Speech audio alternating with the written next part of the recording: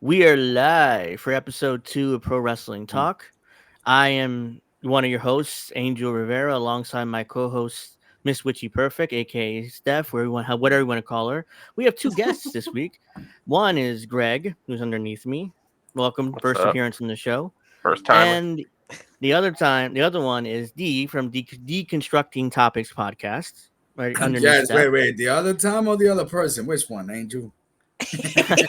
Yeah, Sweet, yeah, baby. welcome. I had him on my show yesterday. He saw Angel in the afternoon, so we had a great conversation there. I appreciate him coming on here tonight too. So we're gonna start off with the elimination chamber that took place this morning at 5 a.m. I'm a mark. I got up for the show. I'm a gigantic mark. I mean, so Guilty yep, as I charged. admit it. And it started at 4. The pre-show's at 4 in the morning.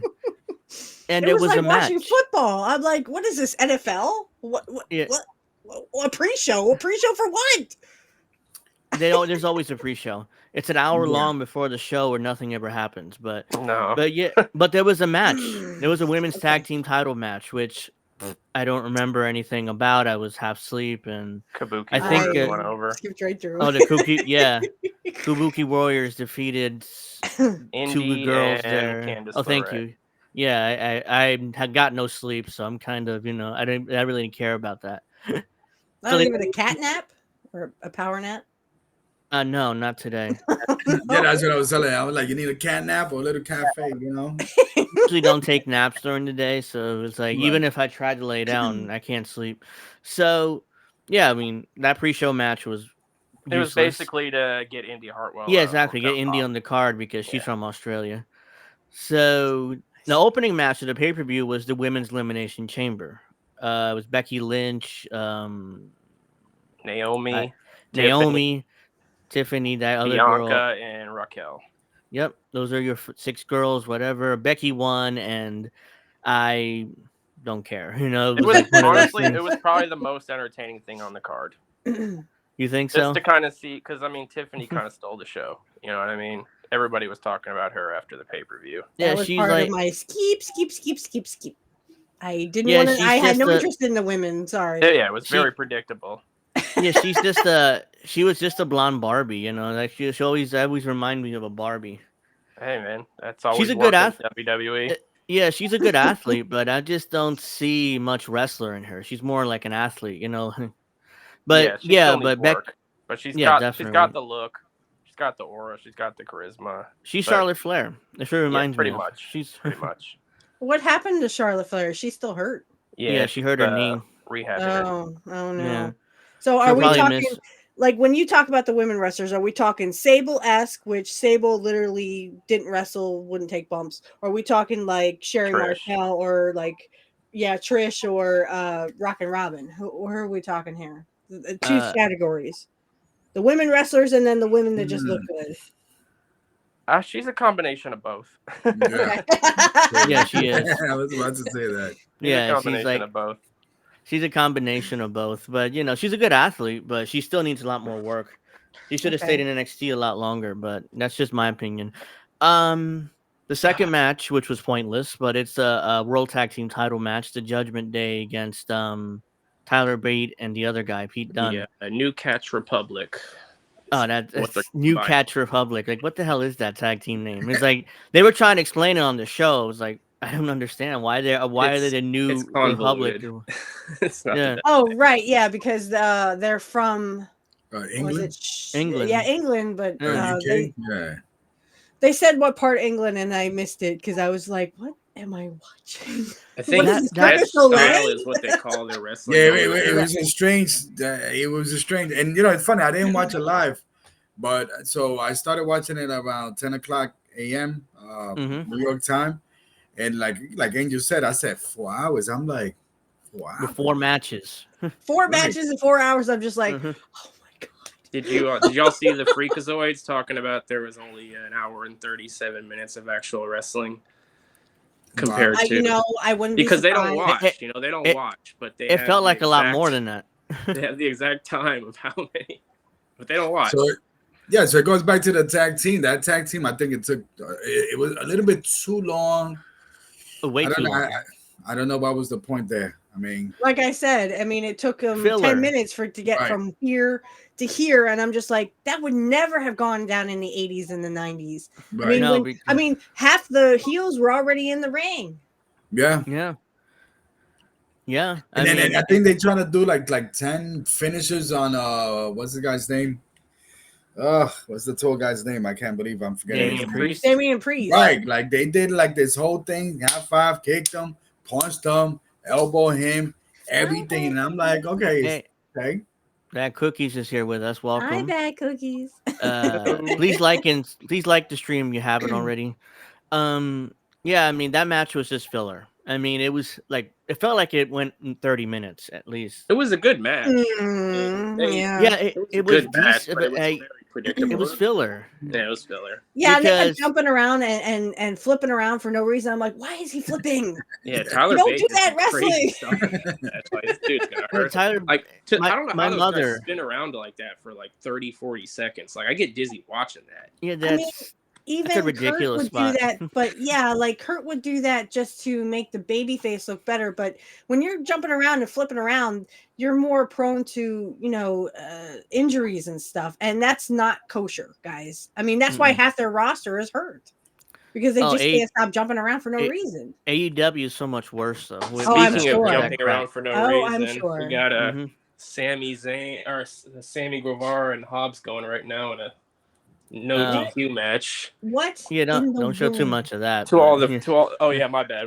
To all the Yeah. That's okay. freakazoids, I do watch yeah, we don't want. Yeah, that's all right. But yeah, your Collision is on there. I mean, I have no interest, but yeah, I mean that match was pointless and filler. There's no way they're switching the tag team titles right before WrestleMania. So I already knew the finish of that. Then we had the big Cody, Seth, and the other dude, Grayson Waller and Austin Theory segment, which was a segment. I mean, it wasn't even a match. Cody didn't have a match. Whose show is it? I mean, whose show was that? The I don't Grayson even know Waller the guy. effect. I He's thought some I just- Australian dude. Yeah. He's the They Australian try to dude. plug him in because he's from Australia. Yeah, they plugged him into the show. They're like, "Oh, we don't have a match, so let's just do an interview segment." Well, I thought after it he was said, kinda weird. "Hey, I'd like to acknowledge Roman Reigns," and people start saying, "I'm like, Yeah, they're all doing this. Well, you didn't. The whole point of that segment was to set up Cody versus The Rock, allegedly. But Okay. ultimately, I think it'll lead to a tag team match, which Triple H was discussing. You know, he wants to copy WrestleMania 1, that main event. Yep, most And likely. why? That's already been done. I don't think they could capture that. Maybe I'm wrong, but The Rock hasn't been relevant since the 90s. Let's put it all out there. I mean, he went in 2001 and became a movie star. Stay in movies. That didn't work out either. No, his Exactly. movies much aren't doing killed well the lately. DC Yeah. universe. Yeah. Exactly. Yeah, he So, nearly killed it. He tried to kill Yeah. WrestleMania for a lot of fans too. And then the Cody Crybabies eventually did get their way. yeah, and he's never going to really come back from the fact that he literally was begging poor people for money with Oprah. I don't think you can come back from that. I don't know if There's we too even many wanna people get that into believe that. that's bad. Yeah.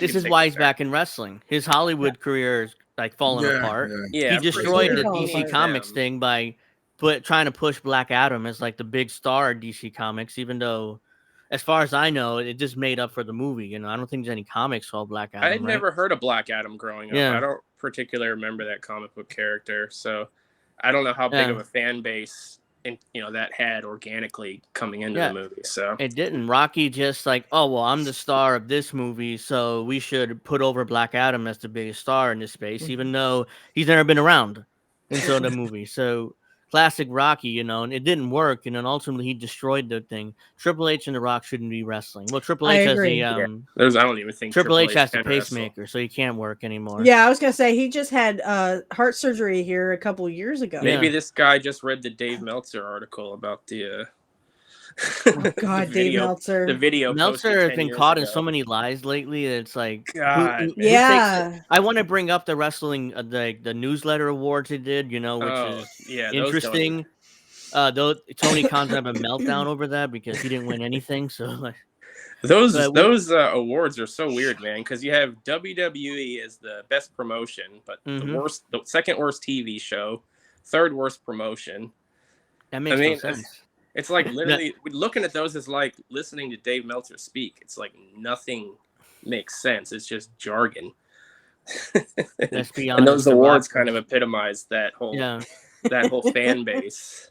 Right. The Rock was never a good actor. I mean, he was good in The Scorpion King. I like The Scorpion King. I was going to say, I enjoyed him in The Scorpion King, too. Yeah. And he was decent in the Fast and Furious movies, but I mean... But if it's true, what I've been reading, he's trying to put himself over, even over Vin Diesel, who was a star. I did like Young Rock. I'm not going to lie, I did watch it. Well, Young Rock was okay, was fine, but I didn't really watch it that often. It was so inaccurate. Jim Cornette would point out the inconsistencies. It was so bad, and none of the people looked like they He's were like, no, that's to. not how the arena looked back in the 70s or whenever. But yeah, Jim Cornette would talk about that, and I'm just like, I felt like I watched it through Jim Cornette. Yeah. Even though I didn't have to watch an episode. Love me some Cornette. Yeah, I mean, he's over. The Rock just tried to put himself over, and he apparently in his contracts he can't lose a fight in a movie. I'm like, dude, you're a mark for yourself. If that's true, he's a mark. It reminds me. I think that there was an inside joke with LL Cool J that he never died in a movie. He was the only black person that never died in a movie. Yeah. Interesting. I never heard that. What's next? What happened after that? They pushed tourism in Australia throughout the night or morning, whatever. Yeah, I mean, it was beautiful, but I'm not going to Australia. But they kept pushing the tourism, throughout the night or morning. And they did that with the Puerto Rico. Yeah, they did that. The backlash last year, right? And I guess that's the new thing now. It's like, now visit this place, visit. Yeah, WWE gets paid for that. That's why they go to these foreign markets. Man, they know what they're doing. Do they do that? I think the least. Yes. Yeah, right. I was about to say, I don't think they do with Saudi Arabia though. I don't go visit Saudi Arabia. I don't think they do that. No, they do. I watched the last Crown Jewel, and they were pushing the tourism like crazy. Come here to Saudi Arabia. That's what they get paid for, and it's great. They built a new WWE theme park out there in Riyadh. Yeah, I saw that on Twitter. Yeah, it comes with a long list. Like, remember Dan Malenko with that? No, remember what was that? Jericho. Segment with Jericho, right? When you come to Saudi Arabia, hold on, let me get the. Don't do this. Don't do that. You can't do this.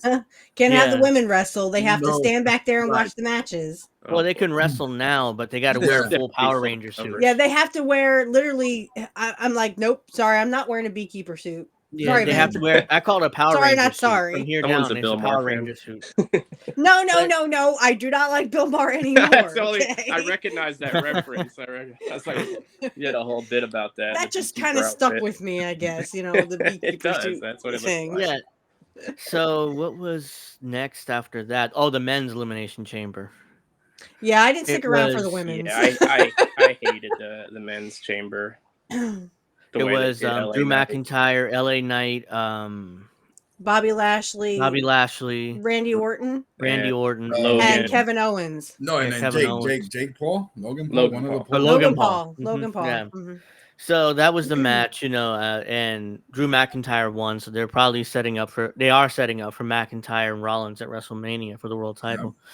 Yeah. And the match itself was bleh. I wasn't that impressed. It's like. Logan Paul especially was ridiculous in this match. I mean, I just didn't like he was over the top with his facials and with his Well, when he kept going into the glass, I'm just like, you think he would be broken up and literally his face would be bleeding and everything, and I'm just like, there's nothing going in. Some blood in that match. Well, yeah, and all you could see was his hand going, hit the glass, hit the glass, hit the glass, hit the glass. I'm just like, okay, stop, okay, because no one's believing this shit anymore. Sorry, no one's believing this crap anymore because he's not busted open. He was not busted open. Cage matches, elimination chamber, Hell in a Cell, that needs blood, and it doesn't because they're PG and there's no blood policy still. Someone's got to pull a Bret Hart. See if they would slap their legs because that's what they do now when they do those knife edge chops. They slap their legs. I'm like, that would never go over in the 80s and 90s. In fact, I think Vince may have banned the leg slaps. And then they was brought back after he was gone. Yeah. Okay. One of the few positives of Vince McMahon. Yeah, he banned the leg snaps. He hated it. I'll give him credit for that one. But man, I don't like where they're going with the LA Knight against AJ Styles in WrestleMania. Like, what? That LA Knight has to win that match. He does, but even if he does, what is momentum? I feel like he's one of their hottest guys right now. The crowd loves him. They pop for everything he does. I would have rather seen him and Logan Paul have a feud going into WrestleMania, and then that's what I thought they were going to LA do. Knight go over with the US. And that's what I was thinking. When LA Knight, when I was watching a match, and I'm saying to myself, what exactly are they? I mean, the crowd is popping for him. He's he's getting a lot of pops or whatever, and I'm just asking myself, right? So I'm asking myself, what are they gonna do with him? Are they gonna do like have like with the AJ? If he loses, and I'm saying to myself, that's another situation that happens when you get these guys over, these people over, but yet they lose. They did the same thing. I think what was it with Bray Wyatt at one point where this guy's getting over, but then he fights John Cena, he fights this guy, and he loses. And I'm like, man, he lost to Goldberg, didn't he?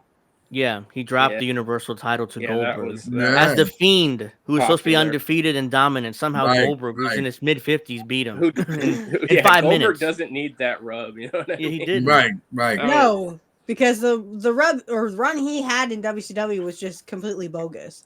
I didn't. After a while, they had to pipe in the Goldberg chants because people were so sick of him.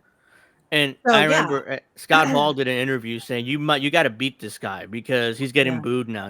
He's telling Bischoff this. He's like, you got to beat him. Yeah, and he got a little too big for his britches there, man. His ego just took off after. He really started talk about a mark for himself. Yeah, he definitely Goldberg was a mark for himself in the late 90s. Well, real quick, old man Barker, Owen wasn't better than Brett. I mean, it just. That's for you, Angel. You like Brett in this scenario. Yeah. We love like Shawn Michaels, who was gay, apparently. I remember that. I thought you would understand that. I hope you're right. I'm like, that was the incident in the 90s, right? That was 93. Yep. 93. Yeah. Shawn Michaels, They'd be like, why? John Williams says, "I bet we will see blood on Netflix." I don't know. I mean, because WWE's PG unless they say, because Raw needs to be Raw. Like that's the whole point. Why it was called Raw in like '93 because it wasn't live, but they would, it was much more raw. The guys would come out and cut their promos, and even in the late '90s during the Attitude Era, I mean, Raw was Raw. Now it's like Raw shouldn't be called Raw. It's called Contrived because that's what WWE is now, especially Raw. Toned down for sure. It's like contrived, toned down. It's like everybody has their script, like their actors is like, let me see. Yeah, you remember? It was it the late '90s? Well, I think the WWE did something where it's Monday Night Raw from 8 to 9, and then 9 to 10 was like Warzone or something like that. Yeah, Raleigh's War, and then the Warzone. Warzone was from 10 to 11, and that's the one that was that. What I mean, why did they have to call it two different things? I think the 10 to 11 time slot was more, more risque, more adult type content. Get away with like let the kids watch the little wrestling in the 8 to 9, whatever, 9 to 10.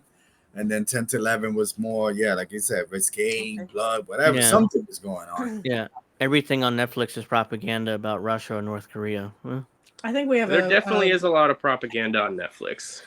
Yeah, but I'm gonna have to pay for it for goddamn Raw in 2025. So.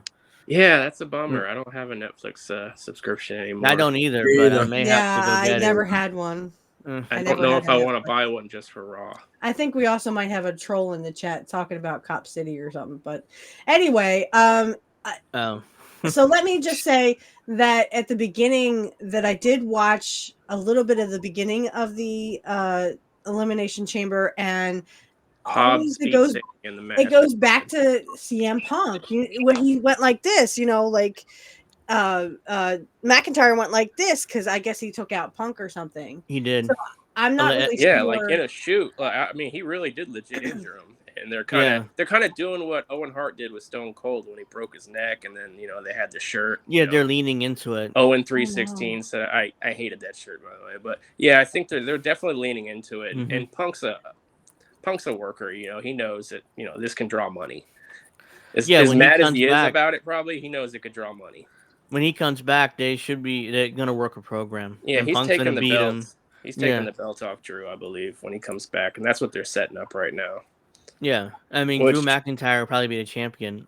And I forgot. Damian Priest let that Money in the Bank briefcase. When he's gonna cash in? He needs to do something with that. Yeah, I don't know. It's like they forgot about that. I don't really see a good opportunity for him to cash in either. He's just going to lose. Right. Yeah. And I will say Damian Priest actually looks like a wrestler. His little what's his partner's name? Finn Balor. Balor. He does not look like a wrestler. Damian Priest looks like a wrestler. He's built. He's he's got the look. He's got the gimmick. Sorry, his partner. No. I mean, I was feeling Finn Balor when he had that whole demon thing going on or whatever. Yeah, I like. He would turn into Demon Balor occasionally. He hasn't done it in a while. He hadn't done it. And then I guess it kind of changed when he started doing the LBGT pandering thing for a while. I don't know if you guys remember that. Yeah, I remember. And then ever since then, it's like, what happened to the demon? I don't know. Well, after Roman beat him, Val Venus for holding up the flag at the live event. Did y'all see that? Val Venus made news this week. Yeah, I heard about it. I saw it trending, but I don't know. So what happened? I guess there was a trans fan that was a Cody fan in the audience at a live show, and Cody took a picture with her holding that flag, the flag that they have. The LGBT flag. And then Val Venus just went off on him, and I think he said a bunch of other stuff, and I know some news from a guy who had a porn. He was like from a porn background. Yeah, he had a porn star. Oh yeah. wasn't his thing was cut? Like, remember that angle, that whole scene? Oh, the Kai and Tai. Yeah. I had nightmares about that. I was 12 years old. Vince Russo. I'm like, that was prime Vince Russo. I had nightmares about that. I actually had nightmares about, and I woke up going. My grandma was like, "Are you okay?" I'm like, no, the good thing they didn't say, "Oh, I'm gonna make sushi out of it." I'm like, okay, don't I'm like, I'm done. That was garbage. Russo that was Russo booking. Yeah, that's garbage. I mean, it's like, why would you do that? It makes no sense. It doesn't further anything. It's like just shock TV just for shocking people. It's like, it made no sense. Yeah, Crash TV. That's what Vince Russo liked to write. They'd sit there and watch Springer. As Jim Cornette says, it was just shit. It was the shits. Yeah. The only good thing that shit Russo stain. Ever could take, he calls him shit stain. That's absolutely right. Oh, I'm a fan. I'm a fan of. I'm in the cult. I'm in the cult too. I even got my girlfriend listening to Cornette now. She loves him too. Me and my man we listen to him all the time. I enjoy Jim. I like him. Cornette. But it's just Russo bullshit. And he gets worse. He can the only claim to fame that he can actually say is that yes, he sort of did come up with Stone Cold, but I think that was more Stone Cold Steve Austin. That was more Austin. Yeah, it was more Austin and Vince McMahon or Mr. McMahon. Yeah, and that's my thing. Russo likes to take credit for the Rock and Austin feud, but I feel like anybody could have wrote that feud. Yeah, anybody would have booked that. That's my thing. I could have booked that. Who knows? Obvious. Exactly. Right, and that's my thing with Vince. Vince Russo, he was lucky to have these people that he worked with, and he's like, "Let me tell you, brother, this, and he's lucky. He's fortunate to have people right place, right time. Right. That's the perfect way. When he went to whatever WCW after that. Oh, that was a disaster. Yeah. Nobody. I don't think he literally spit in the face of everyone who had that belt before him. He made himself the WCW heavyweight champion, and you might as well have just pissed in the face of the rest of those guys. Which sucked too, because late era WCW before the finger poke, that was great TV, man. I love the Sting feud, the Sting and Hogan feud. Man, that was great. I wasn't much for Sting. We were very lucky to grow. It was good until Starrcade '97 when Hogan got in the way. Yeah, I know. You hear Conrad and Bishop talk about that and how all that went down, and like Sting didn't show up with a tan, or I did hear that episode. Bischoff said that Hogan turned to him in that meeting and said, "This dude's not ready." Yeah, not tonight, brother. But he was having personal problems. He was having apparently marital problems, is what Bischoff said. So, I mean, I just wasn't much for Sting. Sorry, guys, but I wasn't much for Sting or that Crow period. I was like, if anyone deserves to stay mute, it's Sting. Yeah, I wasn't either, but the WCW fans, he was over. I just love that he'd come down and beat up the NWO guy. I mean, and he did. I think he did talk. He did talk before. He did talk. Oh yeah, for one episode. You know, with the Crow thing, and then after that was like. I just remember him handing the belt back to the JJ Dillon and going, "You suck." I'm just like, dude, you should have stayed mute. Stayed mute. No, I will. I love Curt's time when he shut the cage door because I hate Ric Flair. I've always hated Ric Flair. I will always hate Ric Flair. Fuck that dude. I loved it when he slammed the cage door on Flair's head at Fall Brawl. Oh yeah, and that's my guy, Curt Hennig, right there. That's my heart. Hey. One of the best workers of all time, Curt Hennig. Thank you. Yeah, I mean, he was. I mean, I'll tried to beat up Brock Lesnar 40,000 feet above the ground. But there's so much talk about that. Just that's incredible. So wild. Could you imagine those on that airplane? Well, hey, if you kind of like put, I guess Curt went like this and put shaving cream on Brock's head. That's what started it all, I guess. Yeah. Guess Brock didn't like to be ribbed. Curt was a rib. Brock was kind of. He was kind of a mark for himself, especially at the beginning when he first came in. So when Curt started ribbing him, he probably had issues with that.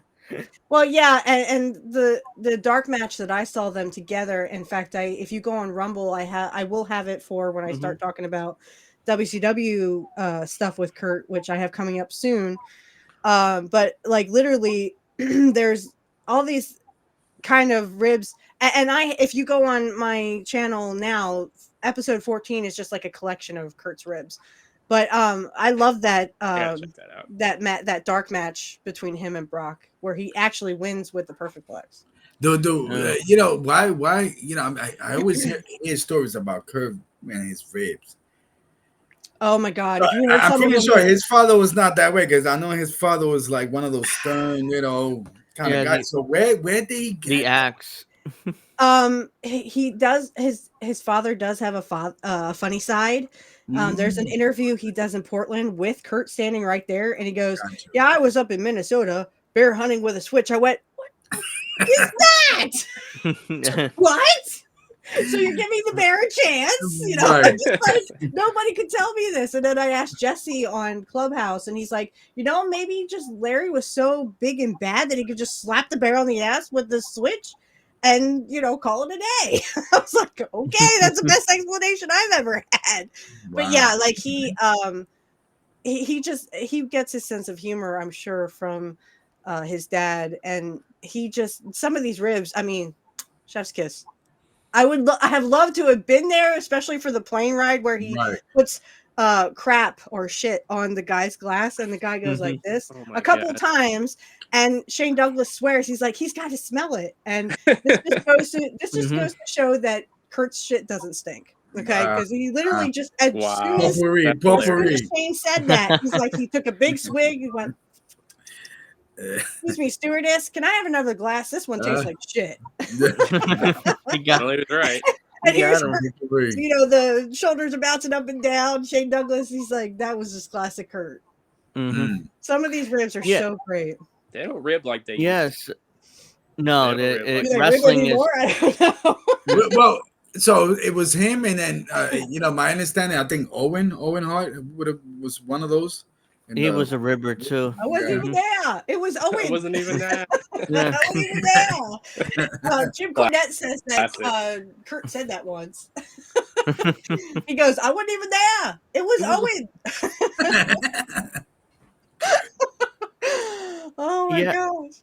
Then I want to finish up Elimination Chamber, and then we'll move on. Yeah, sorry about that. The main event. That's okay. The main event was Rhea Ripley versus the other girl, Nia Jax, Rocky's cousin. twice removed. I don't know. Mhm. For the women's title, Rhea Ripley won. I didn't like the match personally. It was Nia Jax just Yeah, standing there and just plodding around, and she has two left feet. She can't really wrestle. She can't move around that well, and everybody's talking about what a great job she's doing in this run. I'm like, she's worse than she's ever been in the original run. I'm like, at least unless it's me and I'm not seeing it, I don't know, but she's just I not didn't good. watch the match, so I couldn't judge it. I mean, I feel like all this match did was provide a bunch of thirst traps on Twitter of Rhea Ripley's butt. Yeah. I feel like that's the only Davey thing Boy's that came out of this match. That's all I was seeing on my Twitter timeline today. People talking about the colors of ropes. Yeah, the match didn't matter much. We all knew Rhea was retaining, just needed a cannon fodder because she's in Australia to beat. And they chose Nia Jax. They could have chosen any other girl for that. Who is the girl that's Yeah. Davey Boy Smith's daughter? Um, And she hurt? Or does she still Maybe- wrestle? Talking about Natalia? Natalia. No, that's Natalia. That's Neidhart's daughter. Yeah. Neidhart's daughter, not Davey Boy's daughter. I mean, Natalia comes in. I mean, she usually will wrestle if you're gonna, because Natalia's a great wrestler, in my opinion. Yeah. Yeah, So- she's actually one of the best Right. workers. Right, Yeah. and I think she will usually comes in to kind of make somebody else good. I mean, Yeah. Ripley's already established, so Yeah. Nia, Natalia should have been the They girl were to put just going over. for spectacle. That's Yeah, all this and match she's was. Rocky's cousin, Just to so see you got to Rhea put her Rip over tighter. and put her in the main event, even though she sucks. I didn't know she was Rock's Yeah, Yeah, they're they're cousins. related. cousins. Yeah. Okay. That's why she got brought Yeah. back, I'm pretty sure, because Wow. once Rock started Rocky's on the board. becoming a part of that. Rocky's on the board of Yeah. directors. All of a sudden, Of Nia's course. back, Mhm. and his Right. daughter Ava is the general manager of NXT, which is ridiculous. She's Oh, like man. 22 Oh, years yeah, old. no. yeah. Yeah, but wasn't she a wrestler too? Wasn't she trying to She wrestle? shouldn't be on TV. She- at all. she was. And I'm not like a hater, but she shouldn't. She's be on not ready TV for at all television. right No, now. Not no, even close. no. But she was trying I to feel be bad a for her. wrestler, right? Yeah, she she was was. fourth generation. Right. Yeah, she was trying to wrestle. They gave up on that, I guess, and now made her a Yeah, personality. But she's terrible at that too. Yeah. Well, It doesn't even make sense for her to be. The Yeah, she's like GM. 22. She just got Yeah, she there. Yeah. It doesn't even make sense. No, yeah, I and I totally- was watching a documentary, or I guess somebody was doing a thing with the Inoue family, and I guess there's the other family, and I'm like, dang, I don't- like, Yeah, that entire family is in wrestling, pretty much. yeah. I mean, that's probably like the top of the cream. Mhm. Yeah, the Anawahi family is like the most respected Cody family would in beg to wrestling. differ. They bring another family. I guess it's Jimmy Snooker's side. I think that's another family as well. Yeah, that's another. Tamina, Yeah, I think, is his daughter. yeah, that's his daughter. Yeah. Apparently, Okay. she retired. I mean, I saw on Twitter Yeah, that she she did. announced her retirement. So, Mm. but yeah, I mean, that was Elimination Chamber. If you, I wouldn't recommend watching it. I mean, you don't have to watch it. You pretty much summarize it here, and Or you that can just pay- do what I did. Skip. Watch a little Yeah. bit. Skip, Yeah. skip. Just watch the Grayson Waller segment on YouTube. yeah, that sets up for the main event, at WrestleMania or one of the main events, Mhm. because I'm It sure. made me mad that Cody. It made me mad that Cody was about to say why he said not at WrestleMania, and then it just kind of got interrupted, and they Mhm. never went back to it. I Like, guess still they're need they're that. they're I teasing. still need that plot point. They're filled, 'cause teasing it doesn't out until make any later to sense. address that, because That's they what I don't know. They figured. don't know why. What It's excuse they're going probably to going to use. be like The Rock tricked him and Yeah. all this, and that's probably going to lead to them feuding. Which Well, and Cody, it makes but- him look weak, though. I mean, that's stupid. It does. Yeah, it does. But he already looks dumb because Mhm. of it. Now they just kind of have to explain it.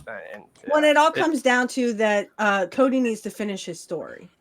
It's That's what I the hear. Dusty story that they Yeah. took it from my daddy in the garden, and Cody needs to finish it. But You think they'll stretch it out and do it in the garden? I hope maybe. not. You I think- mean, that would be cool. I mean, Yeah, it would be, kinda but cool, yeah. it would be if he defeats Roman Reigns at the Garden. But I'm not sure he's even working the Garden shows that are coming up. Yeah. I mean, right. Yeah. so he's like really part time. I- So it's like, Yeah. so Well, and the best. That's just it's something that when there was a Dusty thing that came out, and then when it came out, it was like a biography or a thing to him. Oh, the A&E biography. Yeah, when it came out about Dusty, then that they was one of my favorite ones. and that's where the whole finish the story came out, because it was like Dusty had made a comment about, I had to chase it. The chase is much better than getting the title. So they're going to drag out, just like they did with Dusty, with Cody. I have a feeling they're going to drag it out because the chase is much better. Yeah, they already dragged it out a year because he probably should have won last year, but no, I was happy with Roman winning. No, yeah, I agree too. But a lot of people seem like they wanted Cody to win last year. So, but yeah, that would have been too easy. Yeah, a couple months, and then it would have been funny too, because you got this guy that came from AEW within less than a year, becomes a champion, and like in your promotion. Mm-hmm. I mean, I was upset, but somebody kind of explained that to me. Like, just think about it. This came from AEW. Like all the guys in the locker room, you know what I mean? It's kind of a slap in the face to that. Absolutely. So I was like, okay, I'll take that. All right, that's fine. Yeah, he's the Cody created fucking practically AEW because he's the brains behind that. Even the rest of the the rest of the elite are morons. He set himself on fire for Tony Khan. Yeah. The rest of the elite are morons. They didn't do anything. It just happened to be there. But Cody was the brains behind All In, the original All In. I think Cody was like the brains behind that before AEW even started.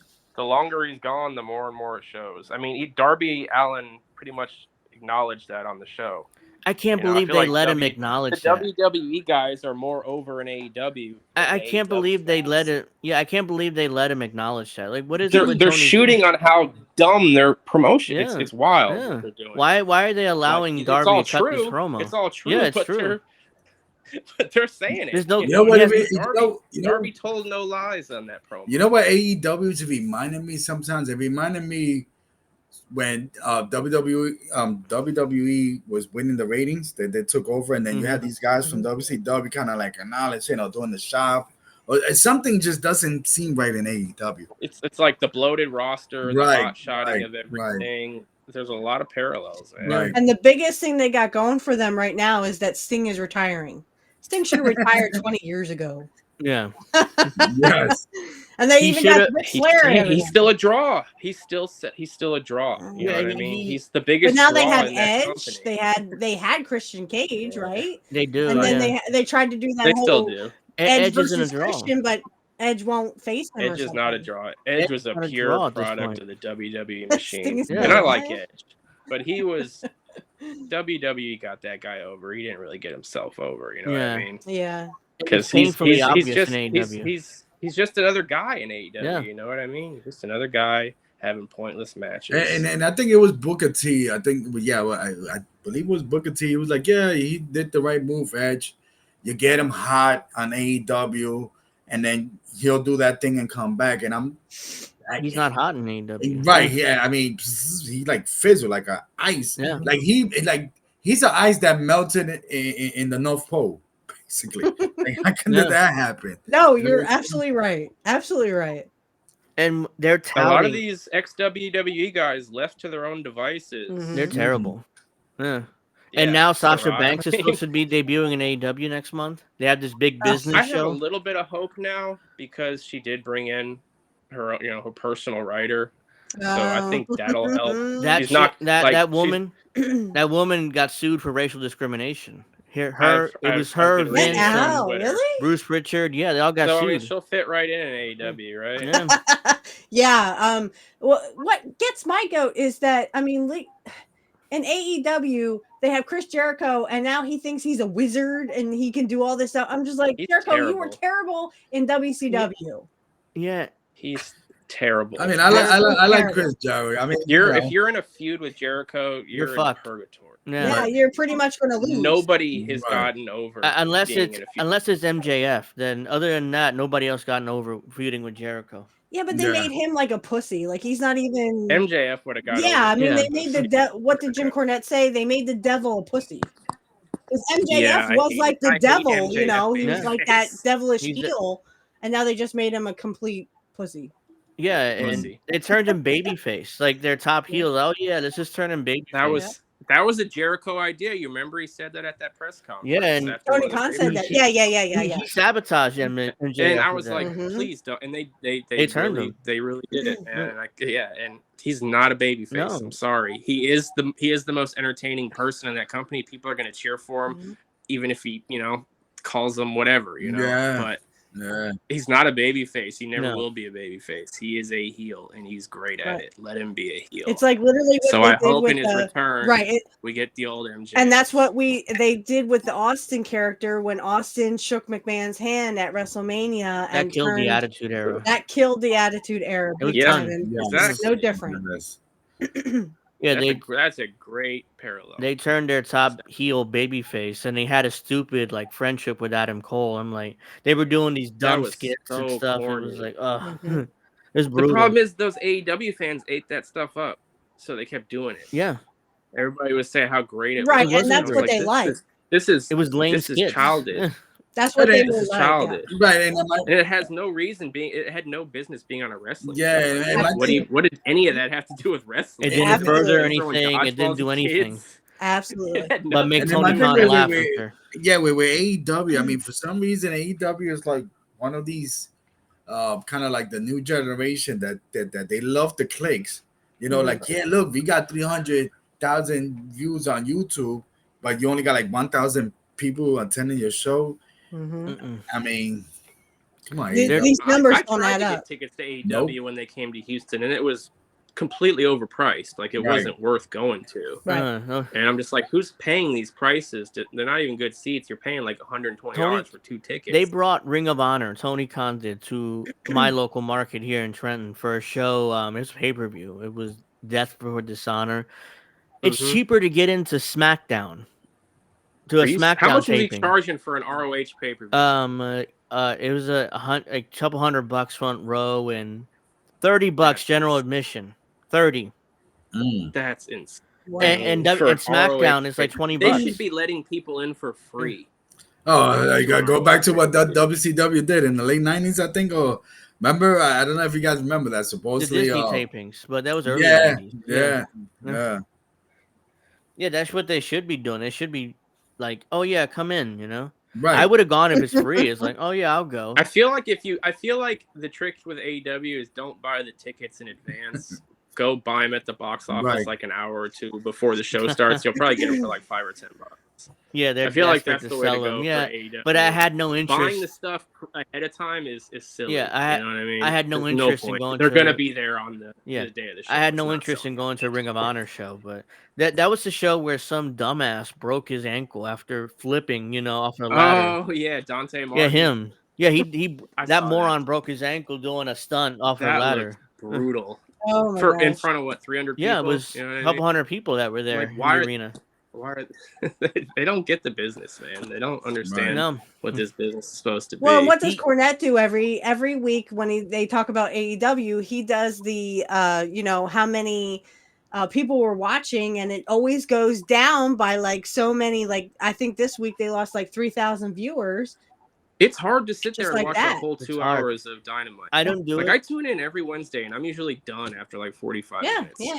I never make it to the main event. What they should be doing, and this is just my opinion, and I said this on Twitter, they should be building to a Wardlow Samoa Joe match at All in London. The problem is they already did that, though. You know what I mean? But Wardlow's their top star. They wasted that match. Yeah, Wardlow's their top star.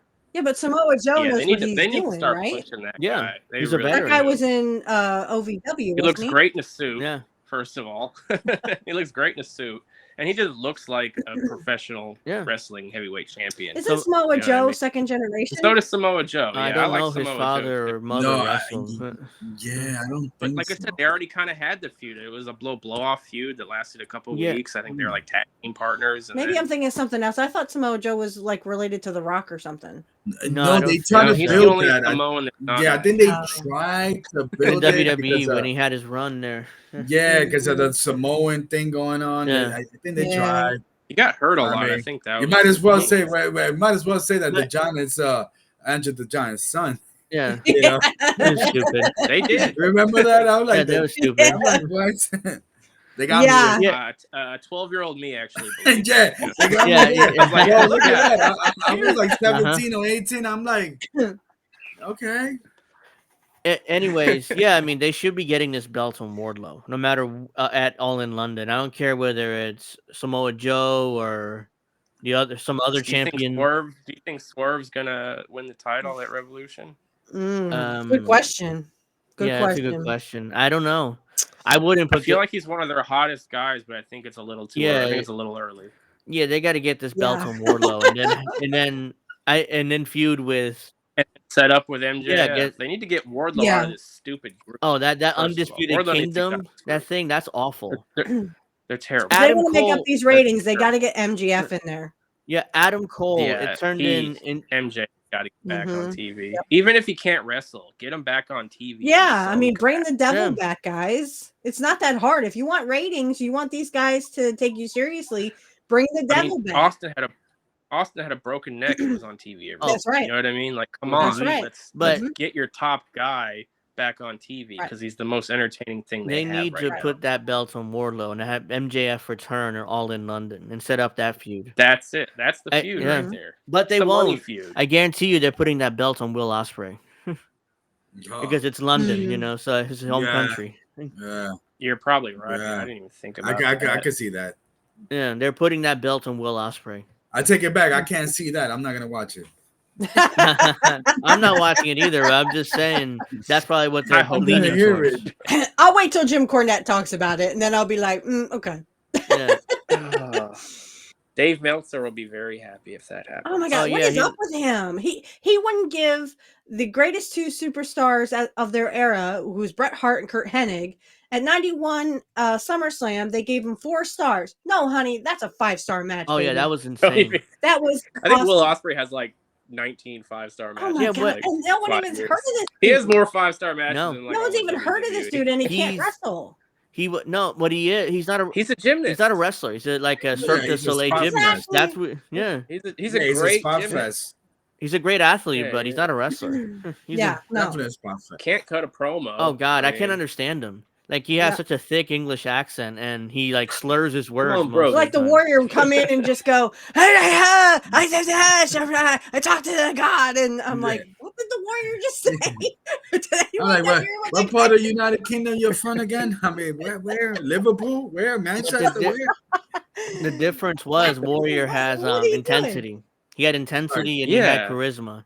Fucking Will Ospreay He just could like be saying whatever. dude. All right, all right. Yeah. you know, He there's means no that. At least charisma, there's no McIntyre, intensity. he's Drew I McIntyre, believe he's him. Scottish, right? Yeah. Yeah. Even you, Yeah. you can even understand him, and he's a Scottish wrestler. I mean, for Right. him, No, Take Will Ospreay's got take like the shit that out of your thick mouth, dude. British Tory accent. Yeah. It's awful. Like a Patty Pimblett. He's somewhere in the border of Scotland and England. Somewhere there. Somewhere. Yeah. Somewhere. I'm not a fan of Ospreay. Oh, I'm not either. but He's- I haven't He's seen him a spot lot. fest. Maybe just- he'll make me a fan, but I doubt it. But we'll see. He's supposed to be debuting soon on AEW. Yeah, because he just I think he's fighting his own stablemate. yeah, he's fighting to get Take a that. Shit at the pay-per-view. Yeah, Because take a shit. that makes sense. Fight Not your own Jim guy. Cornette. Because AEW doesn't have enough people on the roster. So he's That's because they're all hurt. Yeah. Because they Fight do your these own guy. all those bullshit morons stuff. hurt. Yeah, These flips and turns, and they go into tables every freaking match. It's like I this is guarantee not you wrestling. after one. Nothing has any meaning in AEW. I guarantee Right. you after Just one of to those promote. spots, you ask the fans who did it. I don't know. I mean, it was a cool spot though, right? Yeah. Yeah. No, Yeah, they don't know who exactly. did it. Wait, AEW and so much of these wrestlers, I'm surprised that they haven't invented a 24/7 belt or something. Because I mean, you got so much people. I'm like, They got enough belts. Oh, they Yeah, got like really. 20 belts. They got enough. Combined Don't with give the Ring of Tony any Honor. ideas. Mhm. Yeah. they got Combined the with Ring 52 of- states of United States belt or something. The Well- international belt, the goddamn Ring of Honor belts, the Yeah, it's almost I like think it's they like heard the 20 of them. European belt. Oh, we'll turn Right. that There's 2 international. separate trios titles. Oh yeah, Yeah. the trio. They're so awful. It's like a Mexico Two- thing. That's a Mexico and Japan thing. Here in the U.S., Yeah, 6-man trios tags. matches suck. They're 6-man tags. 6-man tag. Here in the U.S., 6-man they're tag. filler matches. Nobody cares about Yeah. 6-man tags here. Right. Exactly. Right. And But then they they have need- both for that. Yeah, And have I think WWE. they're tired. They died like I remember. Everybody gets a trophy in AEW. Yep. And, It's like a participation award. Yeah. Then they died with like I think when like the Freebirds, I believe, then when they left or whatever it is.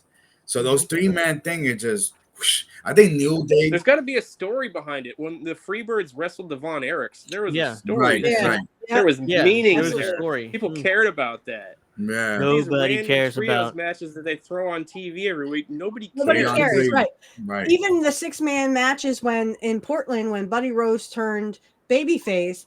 Even those 6-man matches with Curt and Billy Jack, I mean, they at least told a story against the Clan. Exactly.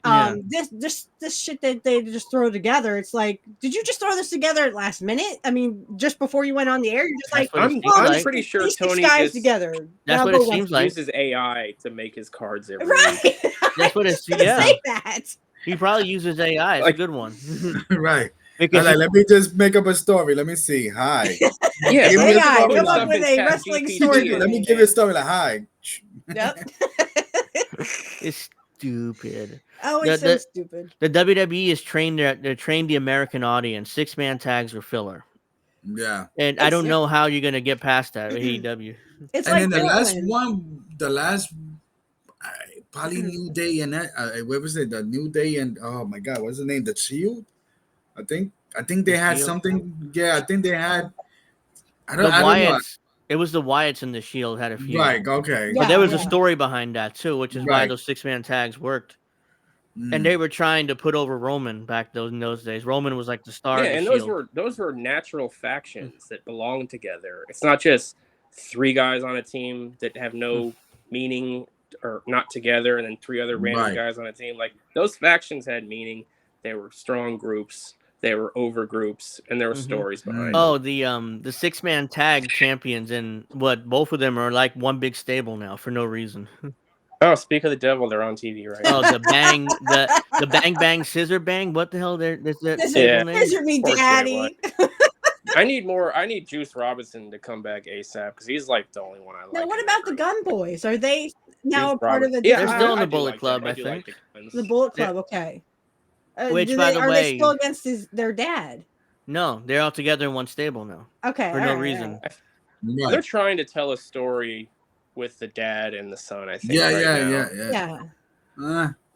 So we'll see where that. And Brian Last said that the one child, I can't think of his name now, but Brian Last was saying how it reminded him of Curt Hennig in 1983 in Portland, and I was just like, I don't think so. That's an endorsement. Like that's a bold statement because Curt at least knew what the hell he was doing. Billy Gunn's kids are, they're still kind of green. I'm not really that impressed with them. They need a performance center, like Brian Pillman Jr. When he came to WWE. Look at him. Oh my God, dude, that dude looks so much like his dad. Have you seen him? He looks like his daddy. Oh my God, I was like, Brian Pillman came back from the grave.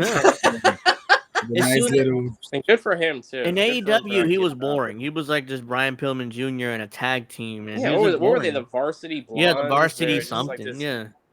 Freaking. They did nothing with bottom tier babyface tag team. The Stone Cold. Yeah, the Hollywood Blonde. Yeah, that's what they were playing. Yeah, they're trying to rip off that. Steve Austin. Stunning Steve. Steve. Yeah, that's when he had hair. You're right. For the younger people don't know, Steve Austin had hair at one point. Oh yeah, it was blonde and blonde. Right, and he had that Hulk Hogan type of little look. Yeah, the Hulk Hogan hair. Stone Cold. Wasn't ready to give it up yet. The Hollywood Blondes, as they were known as WCW. Yep. All of a sudden, he signs with WWE, and a few weeks in the Performance Center, he's Lexus King, and he's like one of the most over guys in NXT. Yeah, he can cut a decent promo. Yeah, he couldn't cut a promo at least. And that's his new name now. He's involved in stories. Lexus King, that's his new name. Okay, cool. I'm glad it's working out for him. King is his stepfather's name, because his dad passed away. So right. King is his stepfather's last name. And I've seen an interview with him. He does not get along very well with his mom for what happened with his dad. Yeah, I mean, in fact, she's probably the reason why he kind of self-deleted. Yeah. It would be crazy if they brought because is he a contender at the moment for for any belts? Who? He wrestled Obafemi, I think, for the belt this Tuesday and lost. He got beat. Yeah. Yeah, they should do. But I mean, he's in title matches, so I mean, they're pushing him, but but they should do. He still got work to do. Yeah, he's more like a character. His wrestling. They don't really use him for his wrestling. He's so over as a character that they'll just put him in with anybody. He gets beat, but he's still over.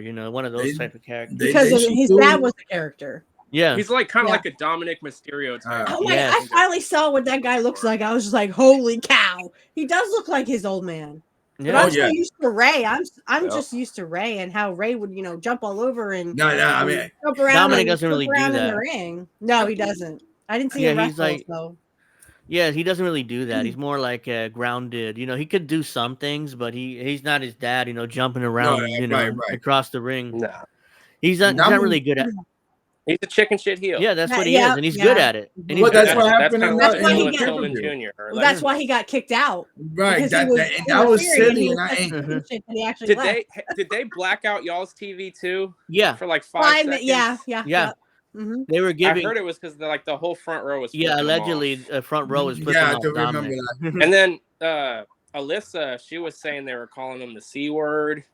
And all kinds. They were muting a lot during that match. She was boots on the ground for the IWC. Yeah, she muted. I mean, they muted a lot during that match. And they did. And that's the name of the game. Them Aussies, man, you get a few drinks. And I didn't get that part where he was outside of the ring. And he's like, "Oh, I'm smart," and then the opponent was like right in front of him. They did that. Well, it was him. It was him. Right here. And the referee's like, "You're out." Right, right. Like you're supposed to take that person's blood. Yeah, it was him. It wasn't me. It was him. Right, and I'm like, he got ejected, and it's like, oh, he got ejected anyway. Right. That was the only. It didn't even look like he put his foot on the rope. It looked like he even botched mullet though. I'm feeling foot on the rope. He put it under the rope. Yeah, that's okay. Yeah, I was like, that was fine. That's not he didn't need to mess that up. Wasn't on the rope. When the other guy, when Damian Priest. No, it was who was the other guy? I'm sorry, what's his name? Finn Balor. Finn Balor. When he pulled his partner out, the referee kind of goes like this. I'm like, well, what do you think? He just jumped out of the ring by himself? Come on. That was very. That match wasn't good. That match was everything. Yeah, I didn't even like the that. referees back in the 80s and 90s knew exactly what they were doing. Even if the heel was pulling on the ropes, like Flair, and when Curt was a heel, he would pull on the ropes to get extra leverage, and eventually they would catch him. Not like just go, what happened? I don't know. 2, wait, what are you talking about? What are you counting? Oh, okay. Yeah. I'm sorry. Yeah. They definitely bury the refs a lot in modern pro wrestling than back in the day. AEW is horrible with it. Yeah, and oh my god, they might as well not to even the be point where they did a storyline. I said that. Remember, Greg, when Jim said they had 2 referees for rules they didn't even have? I mentioned that on the show last week because I was just like, Jim, I love you. God, let's kiss. Yeah, I mean, how could you have 2 refs when you don't have any rules? Lazy booking. Yeah, lazy booking. Yeah. They did a storyline about how incompetent the refs are in AEW. Oh my gosh. Yeah, Tony Khan booked a storyline. Oh yeah, my refs super incompetent, no power, they don't do nothing. Just do a storyline about that. I'm like, it's amazing how they lean in. They lean in all their weak. Yeah, all the wrong things they lean into. It's like opposite worlds. Like you're supposed to lean into your strengths and hide your weaknesses, and they literally do the opposite. I mean, on purpose, right? And not even on accident, on purpose. You know what? I remember. For some reason, I remember reading it somewhere when was it Monday Night Raw when they went like 1080p or when they went HD, and supposedly they changed a lot of booking because now you can see it clearer. So you remember back then, right? Because you remember even back then, like when you do when I'm your opponent, you could see the person talking like just like you know what I mean. Mm-hmm. So I do remember. I don't know if that has a lot to do with the way they book with referees and so on, but I just sometimes I'm not feeling the way the ref is at or whatever the case might be, helping the wrestlers like don't go there. And they call that like I said, in modern wrestling, they just bury. Yeah, they don't even try. Yeah. Calling spots back in the day was, and you can if you watch Curt Hennig, he kind of buries his mouth in the guy's hair, or he'll get like really close to him. Nowadays, they just call spots. They used to try to keep kayfabe alive. Yeah, and now it's just anything goes. I guess now it's just blatant. It takes you out of it. Hey, I'll do this. And you just start making fun of it. Right. I'm gonna Like, throw you. the minute Over you the take me out of it, road. I'm Yeah. seeing all the Your flaws. mic's Cena, yeah, Cena was horrible with calling spots. He would just point Yes. them out. Yeah, I heard Yes. that. Bad. Mm-hmm. You could always hear, even like recently, you could still hear him calling the spots. But that's up to the producers to like blur, Yeah, I mean, like they did with Lashley, like just mute that for a second and work it into your production to where it's, Or Yeah, you it could was just have the wrestlers, AEW is really bad go at like that. They that. will sit there and have the camera right on a guy while he blades instead of Yeah. with easily the cutting Chris to Jericho another. thing. Yeah. We know he's blading because Jim Cornette said They you don't. could They see don't it. even try. No, Yeah, they don't try to hide hide it. it anymore. Nope. And like I said, it takes you out of it, and it just makes you laugh at it. that's an AEW. And You might as well just use it's- fake blood. Everything else Yeah. is fake. Abdullah, give Exactly. me the Abdullah the Butcher with the. Oh, dude. The fork. Jesus, Get this that guy was Yeah. a menace. Let me play you. Let me tell you something. So I told you, I was talking to Angel and I told her I was born in Puerto Rico. So I was, I believe it was Saturday and Sunday. I had 3 hours of wrestling. They had the the console, whatever it was, Carlitos Colon. Mhm. He had WWE and then NWA. And Abdullah the Butcher had that him and Carlos Colon. Yeah, he was big in Puerto Rico. Oh, Yeah, he was. back in the 80s. Let me tell you something. And I said to myself, like when I started learning about the blading thing that they did, Mm-hmm. I'm like, damn, I remember Abdullah the Butcher blade you instead of the other way around, like themselves. Right. He Yeah. would do the thing with the fork, and I'm like, and then he'll do it to himself too. I'm Right. like, Mm-hmm. Right.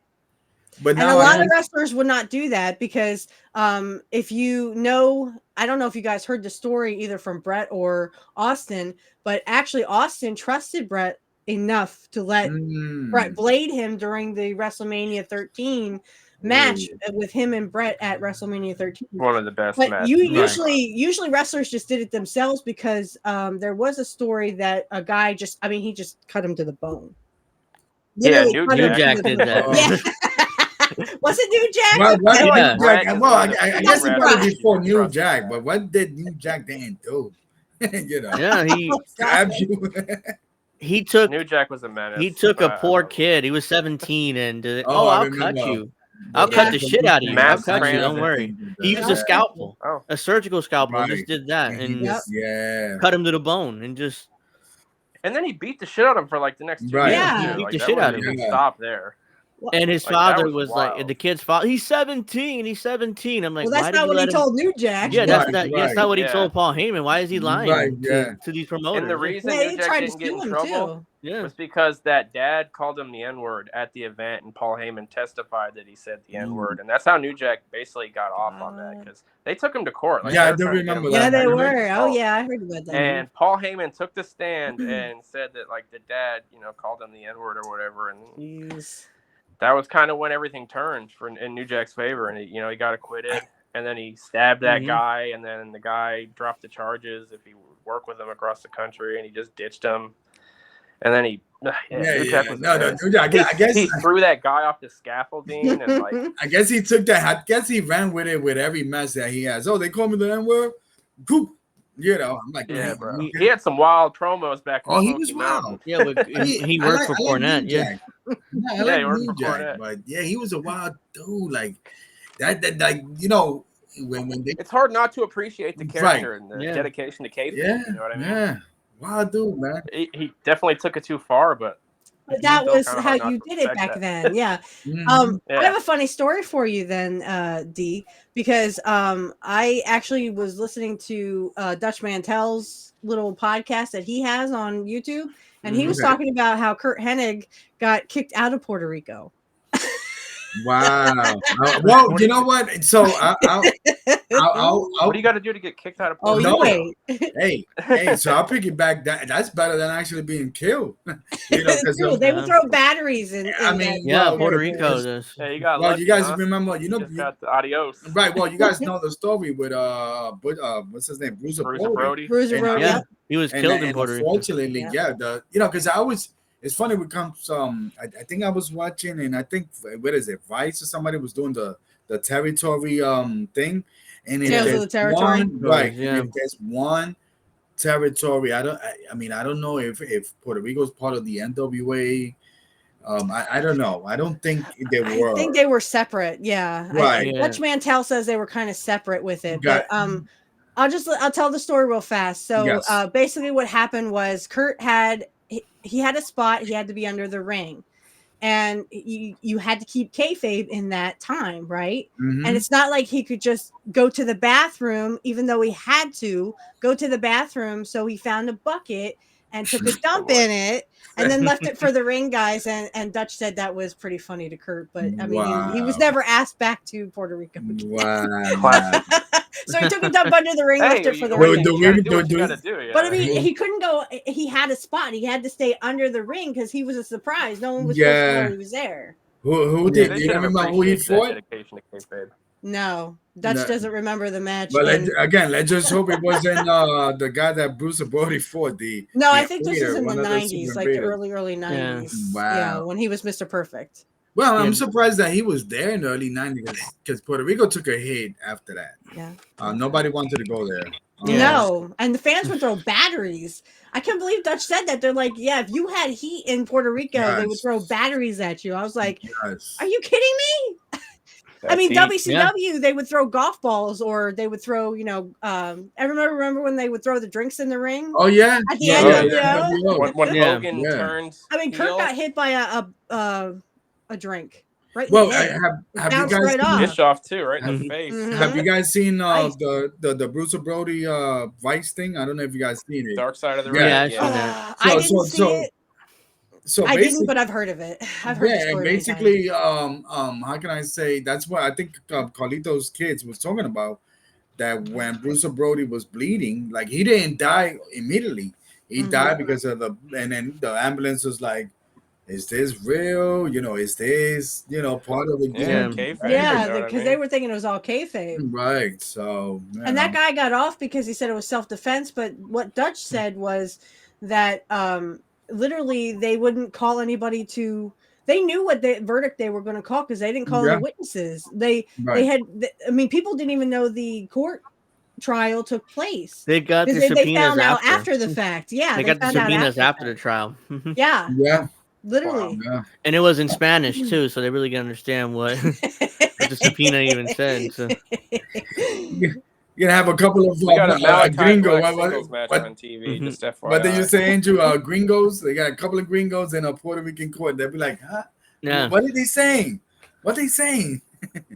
Sad story, though. Sad story. My Yeah. heart's It is, yeah.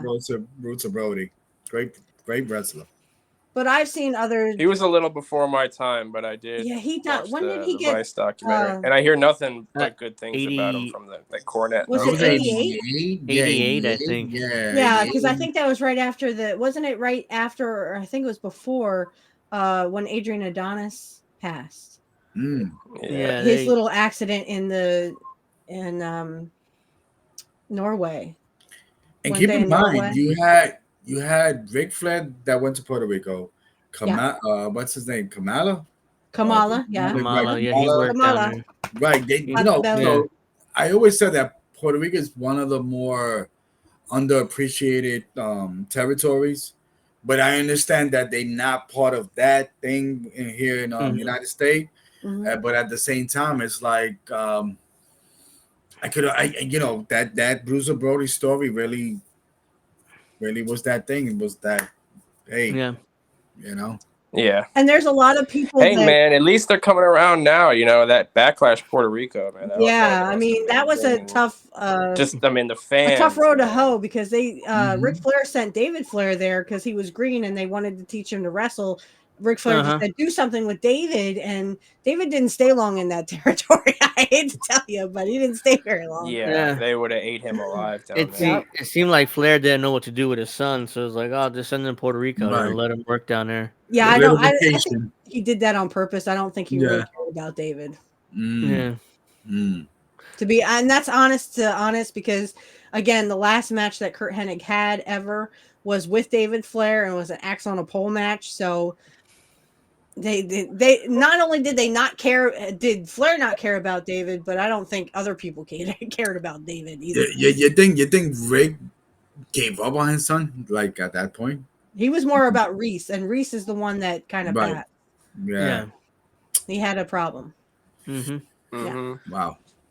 And I nobody think Flair expected kind it. of, and no one expected it. But I also think that there's some dementia with Flair because he's 74, 75 now, and now he thinks he wants to go back to another match when he almost passed out. Well, he passed out 3 times in the ring that we know of, and he almost died. Twice. His last match. He went into the Young Bucks locker room, and I think that's when I turned off Dynamite. Twice. Flair nearly died recently. That sucks, man. That they've ruined Sting's last match with those 2 clowns. The Bucks, I can't. It makes me not even want to watch it. Like, I mean, the Bucks sold. The Bucks and Tony Khan running their mouth. Oh, we sold 17,000 tickets. It's fucking Greensboro in Sting's last match. Sting was so over in Greensboro. Of course, you're gonna sell out. Exactly. Right. And it just sucks that the Young Bucks are. It should be FTR. Yeah, the FTR should be getting that match. I've heard he's the ultimate heel there. Yeah. Like every time the Young Bucks are on TV, like 100K immediately change the channel. Yeah. They're not. It shows every true. Week. They were just talking about that on the Jim Cornette show where they lost like 30,000 people like that, and it's because the Young Bucks came on. They have go away heat with a lot of wrestling fans our age. Yeah, the reason that's not.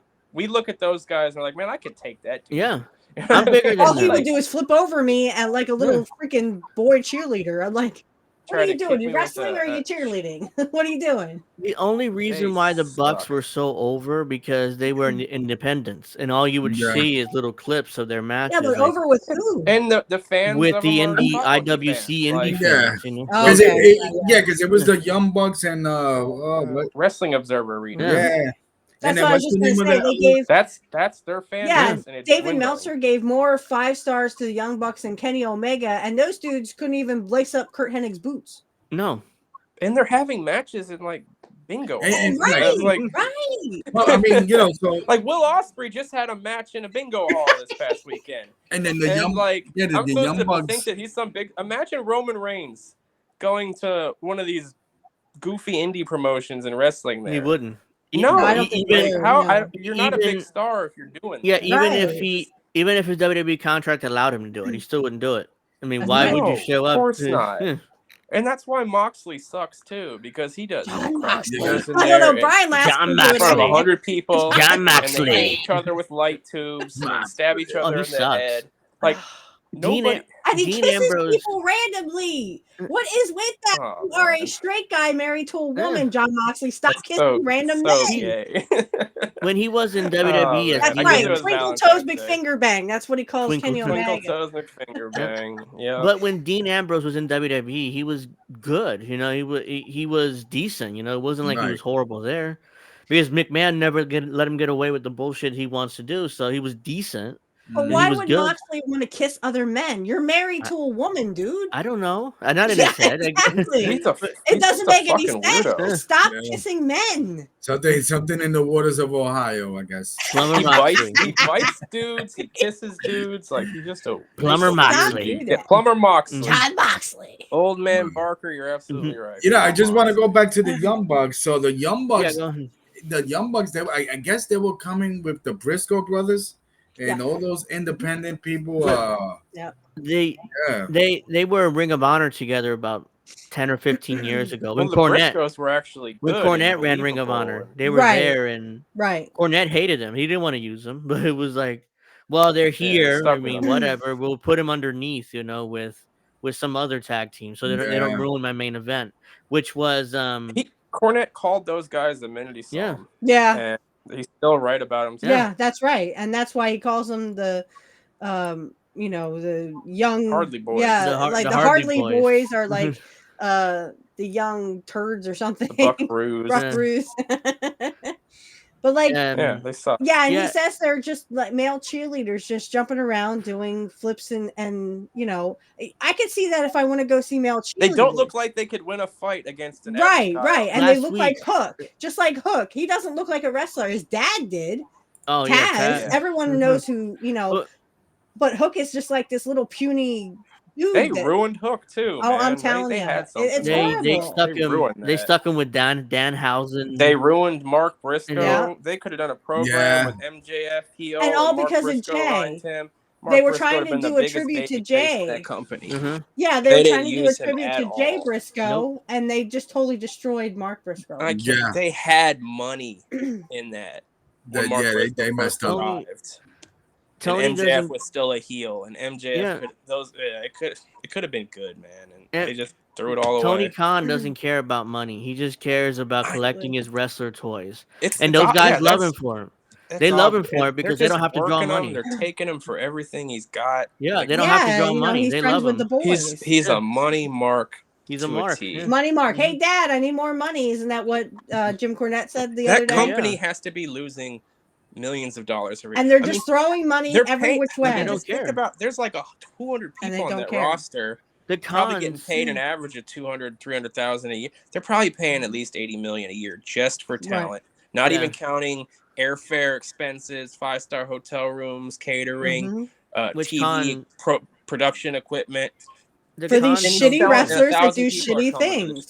The cons don't care because ultimately he's hemorrhaging money. Tony Khan doesn't care, and his father doesn't care either. It's a tax because they're worth billions. Yeah, and they just it's a tax signed write-off. Soraya's brother. That dude will never be on TV. That dude with the bad knee who blew out his knee. I just saw Soraya posted on Twitter their brothers all elite. I guess Zach Zodiac is his name. Yeah, I know one of her brothers. He will nearly signed never with be WWE. on TV. Oh wow! So I hope the money was good. They all know he's a money mark. All friends, all family wrestling. All friends wrestling. That's right. That's what Jim Cornette will say. They all know their money. He's a money mark. 2019. That's right. And honestly, I go back to the interview that Jesse did with Chris Jericho right before AEW started, and you know, Jesse was trying to say, why don't you guys, you could steal and make WWE go out of business if you made the wrestlers actually employees. And Jericho just went, I don't know. Yeah. He just said a bunch of stuff that random words that kind of stuck together like Joe Biden on a stupid rant. Be on TV. Yeah. Jericho. He's the highest paid person in that company. You believe that? Yes, he is. Oh yeah, I'm sure he is because Tony Khan's a mark for him. He's one of the first big signings. When I didn't even like him in WCW. They signed him like a 10-year contract. Like he's gonna be there in his 60s. And he can't sing, he can't wrestle. He couldn't wrestle back in WCW. I didn't like that dude at all. I've never been a fan of Jericho. I have not either. I've never and this whole thing as hell, man. He's the first undisputed champion. What are you talking about? I know, I can't believe he's also a wizard too. Right, he's a wizard. I had stopped watching wrestling. He beats he's the man with 1,002 moves. I don't care if he I couldn't believe some of the guys they made champions. I agree, Golden Monarch. I agree. God, more INN needs more viewers. Appreciate that. But yeah, I mean, it's like the Young Bucks were exposed once they got to national television. Yeah, they were exposed as soon as they got on. They TV wrestled the same match every single time. That's why they got exposed. Yeah, because people realized they suck. And then people wonder nonstop. Nobody's selling. It's just garbage. Yeah, and the thing is that people wonder why they never got to WWE, and I guess WWE didn't see anything in them. Right. I mean, bad cookies. Okay. Yeah, I mean, underbaked cookies. They suck. Kenny Omega sucks. I mean, he's never had a real match in his life. The only one in the elite that's good is Cody Rhodes, and he's gone WWE. And he's WWE bound, you know. Yeah. And he's about to become champion, probably. Yeah. And Hangnail Adam Page, he looks like Magnum TA now. Have you seen this guy recently? I know. I tweeted that a few weeks ago. I did too. He looks like Magnum TA. Yeah, I know. And it's like he's trying to rip off Magnum TA. He's not even over. Magnum was over. Magnum was over. If he had the car accident, he probably would have been a huge star. He would have. Hangnail shouldn't be in this triple threat match. They should just have Swerve and Joe one-on-one. Tell that story. They're sticking Hangnail in there because he has a story with Swerve. Yeah, so they need each other. Story? He What's the hasn't story? beaten him yet. I don't understand. Like, Swerve what broke Swerve even into his wants. house, and Oh, there's right. And they played with his child, and he didn't do anything about But it, right? he cut Swerve already beat him twice. So what is he going to Yeah, just he beat lose him twice. again? Is he in this feud probably. to lose again? He's not going to win. Yeah, probably That'd be some real shit if I'm Elite like, decide to put Hangman as heavyweight champion and the Bucks take the tag team titles. Right. That'll be the end of AEW. I wouldn't be surprised. Give it back No, to if they want to, they think they're being good heels right now. They're buying into their own shit right now. It's terrible. I turn the channel every time they're Matthew on TV. and Nicholas. Remember, not Nick and Matt anymore. They're like it's still a comedy act. They're trying to be serious. It's a comedy act. It's a bad comedy act. They're cosplaying as serious heel tag team. They're cosplayers. That's all they are. Mm-hmm. And like I said, if they really want to double down on this, they'll put the belt on Hangman and just straight up, ugh. I hope that doesn't happen. So Hangman will be the champion. The Bucks will be tag champions again, and they'll be, all they're all elite. Like, oh yeah, we're the elite. And they'll rub it in our faces every week, thinking they're getting good heat, and it's just pure go away heat, man. Yeah, it's like literally. It reminds me when the fans, when Roman Reigns went babyface, and the fans basically told him to go fuck himself. Yeah. Basically, they told him to go home. For years. Vince insisted on having it as a babyface. He's supposed to be the next Cena for years. Right. Yeah. Years and years and years. And then finally during the pandemic, Vince was like, okay, we're going to turn him, see what happens. And I think Roman to me, like, and I remember that because to me, Roman, he had that look of a heel. He doesn't have to speak. He just had to be Roman. Yeah. He looks like a heel. He talks like a heel. Yeah, I mean, he's the final boss. You know what I mean? Right. He's Thanos. He looks I like call him Thanos. Bad guy in a movie, Yeah, he can snap somebody's He was miscast for about 6 years. Right. Oh, big time. Well, Vince insisted on him being a babyface, being a Cena type babyface. The crowd was. Well, it worked. He's like, well, it worked for Cena. Let me shove him down the throats, and I mean. Yeah, but Cena was like a what we call Ric Flair or coward heel. Like, I mean, it was so bad that like Kurt Angle would come out and say, "Geez, John, it's nice to know I found someone whiter than I am." Who could rap whiter than I am. Yeah, the fake rap, the rapper, the Eminem gimmick. I called it. Yeah. And I was I was feeling that gimmick, but then once he went, babyface, he got the champion. I mean, there was no way to go back. He did the Marine, and after that, he started. He became like his Marine character. He does a lot of good things, but it always comes off as kind of phony. You know what I mean? Yeah. Mm-hmm. Like his actions are in the right place, but it always kind of came off as forced. Well, he's a company man. He does good. I'm not going to hate him for doing all the good stuff he does. Yeah, and he I think Jim Cornette was talking about this, why they won't change him to a heel now. And that's because he does all that Make-A-Wish stuff. Yeah, and they don't want they won't switch him now. There'd be no reason. Like, but our hero was John Cena, my hero was Curt Hennig. Probably why we'll never see Cody as a heel ever in WWE. I don't think we I don't know. Like that because Dusty was never a heel I don't think we'll ever see Cody as a heel, at least in WWE. No, he's going on the same path Cena went down. And I don't think he's going on that path as a babyface. You really can't. No, and the only if Cody was to be a heel, the only person that I think the crowd would gravitate would be LA Knight. Oh yeah, in that LA Knight Cody feud, but they're not switching Cody though, so that's kind of a moot point. No, he's gonna be like his dad when he gets his daddy. Work both. I got the daddy, the belt like my daddy did in the garden that they stole from my daddy in the garden. Honestly, I think they could change him heel.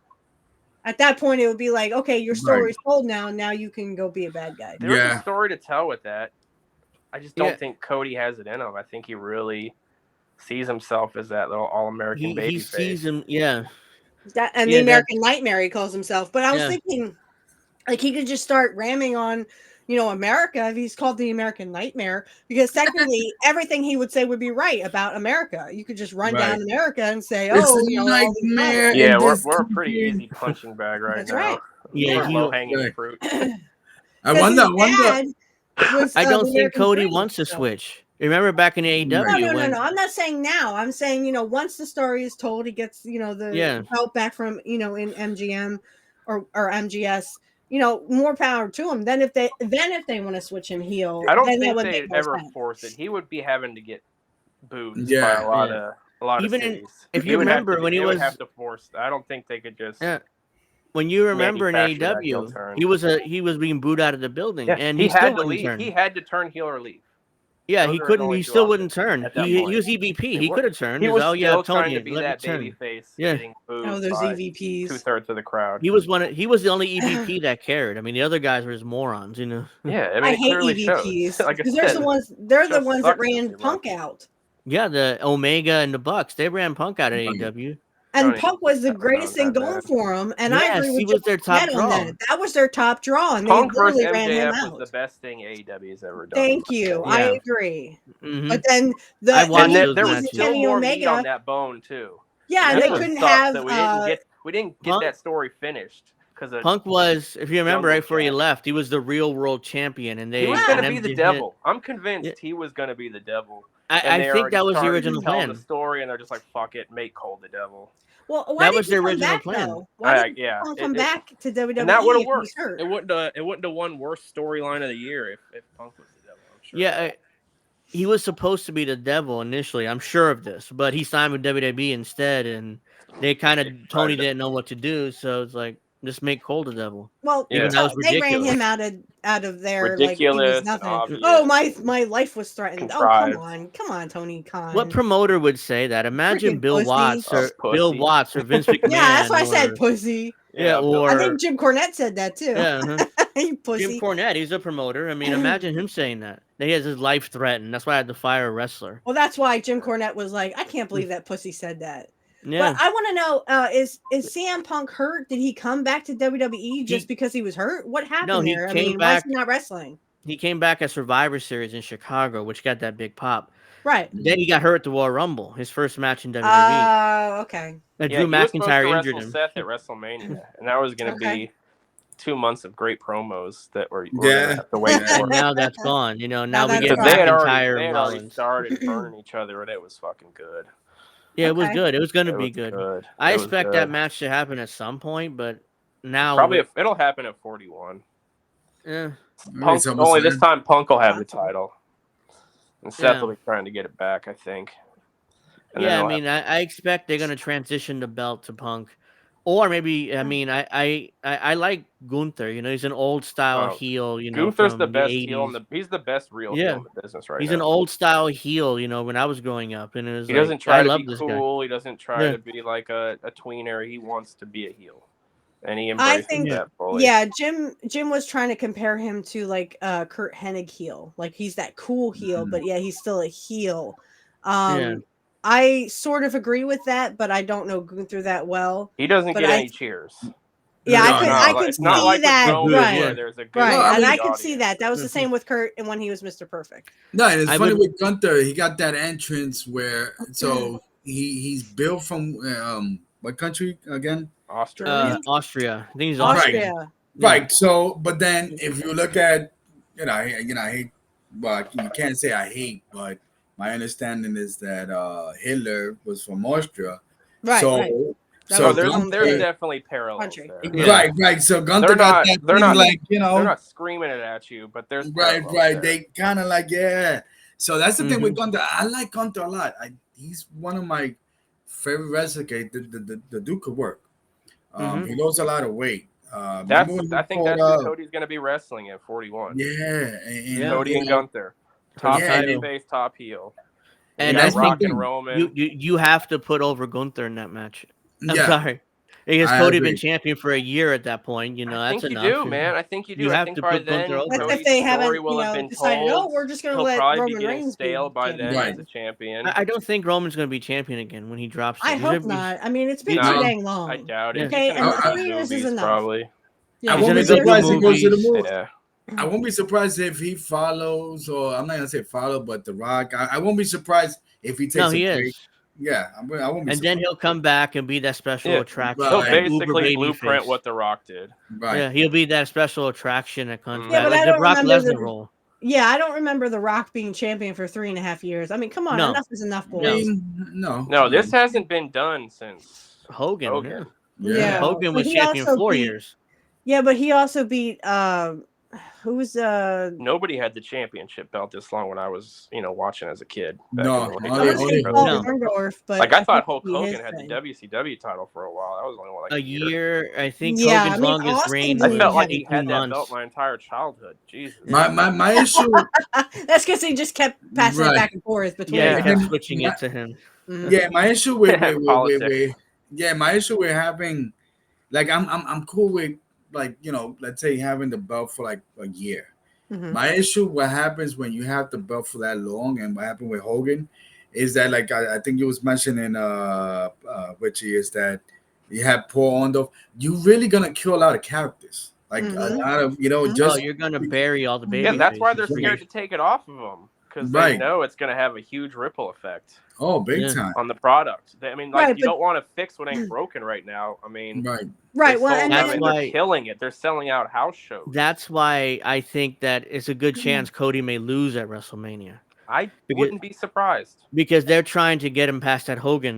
That for 1,400 plus Yeah, days. As champion. yeah, but I mean, enough is enough. No, I agree, This is but not I- Hogan. Yeah, I agree. think, but I genuinely, I think you're right. I think they are kind of worried about taking it off Roman and not knowing what's next. Like, where is this going to But go now from you here? just killed Cody because now you're he gonna can't kill get Cody. it till. Yeah, If he you're gonna loses kill again, Cody, you just right. kill him You know? off. Yeah. So my thing, so let's just say, if I play with what Angel said, Mhm. if it goes deeper, I mean, what we got, SummerSlam will be the next biggest pay per view. Mhm. I'm just thinking, who would the WWE trust, like, you, that next one? If you guys I would want say Cody. Yeah, right Yeah, now Cody's the Cody's next really one. the only Yeah, one. I would say Cody. And even then after the fact that he loses again. That's okay, but at least he's not like they're not Okay. trying to beat the. They would You know, have to they're not really trying to screw him be the over Hogan big time. era. Like, Yeah, Seth would have to come They in would and have screw to- him. Yeah, they're trying to recreate the Hogan era again. I don't know why. It doesn't make any sense. Hogan wasn't even good when he was in that era. Right. He had He good was the heels best around smoke him. and mirrors wrestler of my of Right. all time. Right. Yeah. If you watch just- those But we had, matches, hey, listen, him but and we Mr. had, Perfect, listen, we have fun. We have fun with Hogan. I mean, Yeah, what he I had was. the doll when I was a kid, the What- buddy, the little wrestle buddy. I had the Hogan wrestle buddy. oh if come you on, really? if you Excuse me. And then I got a little brother, and then he became the new wrestle buddy. You know what I mean? Yeah, Wow. You always If got you to try break- out the moves. On if little you brother. break Would you Hogan do down- moves like your little brother? Yeah. if you break everybody- Hogan down, he's a personality Mm-hmm. who had the 10 to 12-minute match. He dropped the leg. He beat everybody every night. That's what Yeah. Hogan was. He's a personality, and he would have the 8 to 12-minute match and beat everybody. I mean, he wasn't an impressive Right. wrestler. Very He was- rarely would Until he he wrestle had on that TV, heel with free Mr. TV. Perfect, and this is why I don't think Hogan should have said, "Well, Perfect's not in my league." No, he Yeah, was that made no beyond sense. your league, honey. But if He you would have saw put it- those matches, Yeah. Kurt was jumping around and being the good heel he could He's be. a bumping That's around Kurt why Hogan. suffered he from made Hogan politics. look great. 'Cause Which, Kurt could so have been Richard, a- Richard, you're big Mr. Perfect. Am I am. Yeah. So was how can I say, did Hulk Hogan was the first one to get out of that perfect plex? If I'm not mistaken. No, was no. Who kicked out of that first? Was it? Yeah. I I mean, I'm not trying to stump you here. I'm just, I think do it was remember Brett. That's a good that question. it was a big thing. It might have been I Brett, believe wasn't it was a big thing. I think it was either Brett or it wasn't Beefcake. It was. I think it was Bret Hart. It had to be Bret Hart. Yeah, I'm Yeah, at thinking. 91, That the would be- SummerSlam Okay. 91 I'd probably there. say Bret Mhm. Hart. I want to address Old Man Barker. Hogan can work. He could work in Japan. I've seen Yeah, some of his he could matches in work. Japan. No one's saying that Hogan couldn't work. It's just that Hogan, for some reason, would not bring that Japan magic to the WWE, and that's because, as Angel pointed out, that he's like the Americans don't care. He It's didn't not that need we to. didn't care. It's that the new WWE was all cartoonized. It was Yeah. it wasn't like the old territories. It was the wrestling. sizzle. You know what Right. I Yeah, mean? It was the he sizzle, didn't not need- the. It was He not didn't the need meat. to work the 30-minute Japanese style. He just needed to do the 8 to 12-minute match. I dropped the pose. leg and I beat everybody every night. Right. That's Yeah. that's all he Right. You needed don't to fix do. what ain't broken. Right. And I can imagine Vince McMahon in the background in a gorilla position, whatever. When he's doing the 24, pythons. Vince was like, yeah, yeah. That's like, why he. That's why he Totally tried to see that. recreate with Luger after Hogan left. Right, He tried to right. recreate the that. left It Right. didn't work. express. He just And Oh, that that was was never going to work. personality. They would have had a better chance with Kurt because at least Kurt knew how to work. He Yeah. was the best worker, and he was, one of those guys that, I mean, he was from Minnesota. He was like the all-American boy. Did Luger Kurt ever was work babyface? yes, Who? 93 or not, just 93. before, Yeah. just That's before right. They turned him Survivor Series. babyface. Yes. That's right. So what And happened was right before Survivor Series 1992, both the Warrior and Davey Boy Smith got popped for human growth hormones, and both got fired at the same time. So Yeah. it was supposed to be Warrior and Savage against Flair and Ramon at Survivor Series, and of course, because that happened, so the Warrior got fired, and then Vince came to Kurt and said, "Hey, will you turn babyface and be Savage's partner Wow, you got at good Survivor memory. Series?" Yeah, impressed. because I've seen this, and I think it's episode 8 of my channel. If you go on my channel, we do a watch along with his babyface. Send me a Turn. DM to a link on Sure. Twitter for Of sure. course. Yeah, I mean, you like her channel. I mean, and Oh my God, yeah. Because And- I put my 2 cents in there, and it's kind of like it wouldn't be acceptable. It would be in 92 if, like, I said, "Okay, Mr. Latino, Mr. Fake Little, I'm from Cuba," you know. Yeah, What's the problem with Latinos? What's the problem with Latinos? Scott Hall. Yeah, he had that Scarface thing going Yeah, he's on. ripping off. And that was and actually it was Kurt who came up with that. Yeah. He helped, and he Heard also that helped with story. Shawn Michaels too. He was the ripping Heartbreak off. Kid.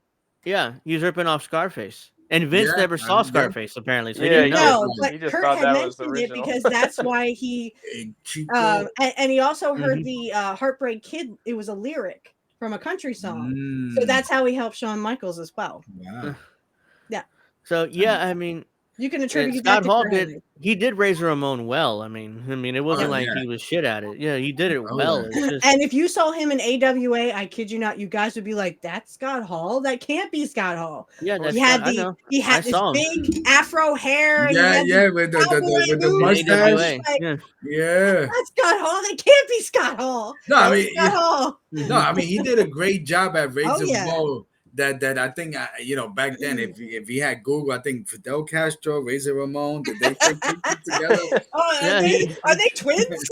Like, He did it well, and it got him over to a nationwide audience. He was a superstar, and then he took advantage when WCW, and he's like he acted the same way, even though he was Scott Yeah, Hall, yeah. but he That's why they acted the were same sued. He just exact kind Yeah, way. of toned Bischoff down talked the about accent a I'm little here bit. to It's the same tell character. you. Yeah, he was Hey, like yo. he was like Razor Ramon, except he couldn't use the Right. name. It's the same exact Right. character in Hey, his yo. second run. We're I'm doing a not little here as survey. that guy. Yeah, I'm just Scott the guy. Hall, I'm just the guy. great I think he WCW. changed that too. I'm not the, I'm He just was- the guy. One more here. town Right. for the bad guy. Yep. Yeah, I mean, then Kevin Nash went to WCW, and he was pretty much Diesel, except he had Kevin Nash, his real name. And they were called the Outsiders, and that's when that whole the NWO kind of went into Eric Bischoff's brain, I guess, and kind of molded around a little bit because when Nash came in, they were called the Outsiders, and then just like smacked into Eric Bischoff. We should have them be some kind of group invading force. It worked that perfectly. didn't adhere to the rules. They weren't about tradition, Yeah. You guys remember? So the internet was popping off at that time, So obviously this was a known thing, and I remember Vince. He went on this like a sports thing where he was doing an interview. And he had to address it, and he was like, "Well, they went there because Ted Turner, blank checks and all that." And I said to myself, like, WWE, you don't have that much money like that. And I was concerned as a wrestling fan, to be honest. Look, I love competition. I love wrestling. I love right. all that. But I'm like, I do remember the outsider angle. Yeah. Because even though I knew what was happening, it just came off like cool. Like You'd be like, Yeah. wait a minute. He Right, walked and that's in the why middle of a match going on, Right. just started and cutting a literally, promo like, you know who yeah, I and am, and but you threw don't Eric know why I'm Bischoff through here. And that was through it, man. that side table where he just threw him, he power bombed him down into the thing. And yeah, I know what you're talking about. I was just talking about this on with my guy Matt Collins, who is Grass Fire. I don't know if he's still in the chat, but he was. I was telling him that the WCW, when they were giving contracts to the WWE wrestlers, it's kind of like almost what Vince had done to the territories. Only this was there's an done irony. a little bit different. Yeah, it's a little Mm. irony, but and it didn't work out. But I mean, it just kind of reminded me of when, because Curt talks about this in an interview that I can give to anybody. It's a radio show he did in 2000, several years before he passed, and he said, I they said, it sounded like he was going to go for another run in WCW, or I'm sorry, in WWF right before he left. But if everyone remembers, he was managing Triple H. And they said, oh, well, he's going to come back and do another WWE run. Well, that would have been true if he hadn't talked to Eric Bischoff. And he said that the contract Eric Bischoff gave him was way more than Vince would even think about. So, I mean, they had already planned on getting him over to WCW. And I mean, Eric Bischoff, if you heard his little thing about, his take on Curt, he actually had his father there and Larry said, are you going to screw my son? And he said, and Eric Bischoff is like, no. But I don't think they knew what to do with Curt, just like they didn't know what to do with Brett. But I think I compared it to the same thing that Vince did with the territories, is what Bischoff and Ted Turner were doing with. And it's kind of like what Tony Khan's doing now, just signing all these absolutely top guys AEW and WCW, yeah, they kind of there's a lot of parallels. Yeah, big time. Tony Khan is the modern day Herb Abrams Herb from Abrams. UWF. Yeah, he's like the modern day He really Herb is, Abrams. man. He's just a richer version of Herb. Yeah. So it's taking He's longer like, for the shit to implode. Instead of cocaine, he just does Adderall all day. Like, yeah, bro. Because he just talks on and on and on. Yeah. It's like, come on, Tony, get to the point. And then what they have, Greg, you remember the great counter that they have? So every time Tony Khan says great, oh yeah, ding! Thanks, guys. Yeah, Jim has the great. Yeah, great. Ding! Everything's Brian great. Ding Everything's great. I mean, Ding! we did record business Yeah, here bro, and it's like here 9 and here times. and here. Great. And it's like, it's no, like a robot. It's like, hey Tony, we see the empty arenas from the country. Everything's not Right. great. Right. That's what pisses me off. He thinks he can just lie about shit. And the problem is, like, thinks he's the Vince. hardcores buy into it. Like, yeah, Tony, you're the king. Cook these guys. It's like, what are they watching? Like, this product is failing right now. He thinks he's Vince. He can get away with this type of stuff. A little bit. Absolutely. One thing Tony does that pisses me off is when he announces overruns like hours before the show. Like, the whole point of an overrun is for it to feel spontaneous as it's happening. Yeah, just announces it. When you know it's an overrun, it just makes everything feel fake. And Yeah, it defeats the entire purpose of having an overrun to begin with. Right. He started announcing overruns and he's paying for that. That costs money. Yeah. To do an overrun. Does. Probably he started announcing them because Jim Cornette made fun of him for the overruns. Yeah, because he was always saying my DVR froze. Made fun of him. But so he wouldn't. Don't have the DVR would cut out right before, and Jim kept making fun of him. It's like, I'm not. But you can program the overrun into the program without announcing it. You can just make your show. Why watch shitty wrestling if it's going to overrun? Like, you can call the network and tell them, "Hey, I'm doing an overrun. Give me an extra 5 minutes on it," and not tell anybody. And the DVR will record the extra 5. Like, that's all you got to do. Would. That's exactly what Jim Cornette was trying to say. The entire purpose of an overrun. Right. That's what. And WWE I don't know why he doesn't understand that.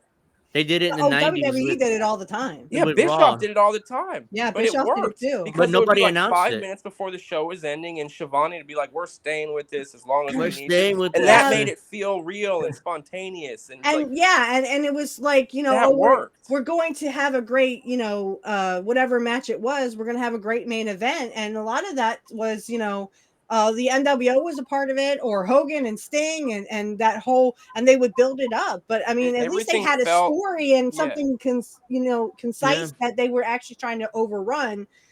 You wanted to see the end of those matches. I do remember those days. I think Angel was mentioned. I know WWE did it. I know, especially with WCW with Tony Schiavone. Wait a minute, we off there, but wait, stay tuned. But I do remember those overruns, whether it was in WWE and in WCW. A lot of times, if my understanding is to push some new show coming in, whether it's the USA Network, right? And then WCW was on TNT or something. Yeah. They'd always promote some stupid show after Nitro. Stay tuned. Stay tuned. Well, they had to. The network ordered that. They had to promote the shitty show. WWE had La Femme Nikita. Was that? I remember that show. On USA. Yeah, they had to promote that. It was awful. It was like this this hot woman, she was dressed in like leather, like a it was like the OG girl boss. Pacific Blues, you guys remember that? Yeah. Is that the one with Mario Lopez? Was he in there? I don't remember. I do remember the bike thing. I didn't like any of those shows. WWE had to, or WWF, they had to promote all these shitty shows that USA wanted to plug, and none of them ever really worked. But well, here's the kicker, and I found it funny. So whenever they would have, like, if you guys remember the whole build up to Hogan and Sting, that they were going to be in Las Vegas, they were going to sign a contract, and they would be on only when the commercials. So they didn't run commercials during that whole contract signing, and they did that. They were doing a Young Hercules series or something, and then they would have like the Giant. There would be like Giant versus Hogan, and they would just be on the commercials. So they didn't even run commercials at that time, which I found fascinatingly funny that they would actually take off the commercials just so they could run WCW. Well, Turner owned the company, and it was their network, so that's why they said fuck it, no commercials at that time. Exactly. That was when Ted was still in charge. It's funny that you said that, Richie. So I remember, when Goldberg's run or whatever the case might be, I do remember that we had cable, and I think we just downgraded just to basic, just whatever. And I do remember having TNT at that time still, and I always say that sometimes the ratings for WCW, sometimes I feel like they were manufactured.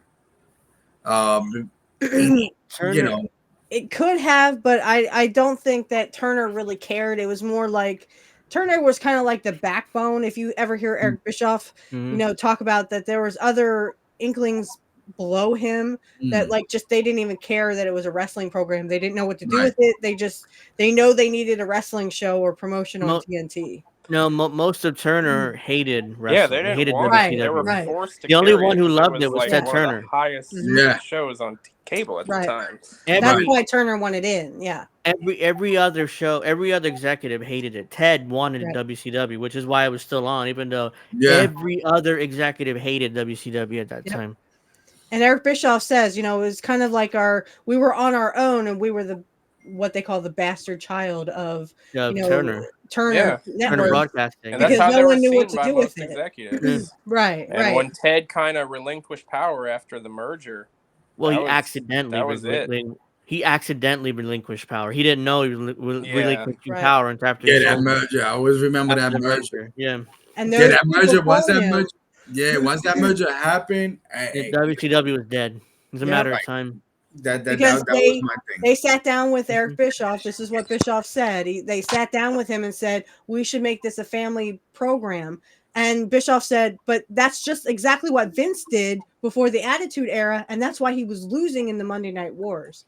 It's because he was trying to make it a family program. When Vince stepped back and said, okay, wait, maybe we should gear this more towards adults, and of course the whole they were Austin doing the versus opposite McMahon, of what was hot right? They were doing the opposite. So Bischoff kind of said, "Why would we do that when we know we're going to lose?" And it was the beginning of the end. Yep.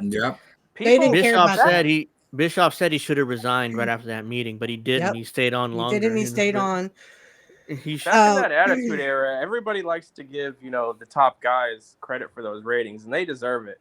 But there was a good chunk of people watching that Raw just to see Trish and Sable and Sunny. Yeah, it's and a no one's teenage. taking that away. I feel like they were just as much as part of the ratings as Yeah, almost because anybody.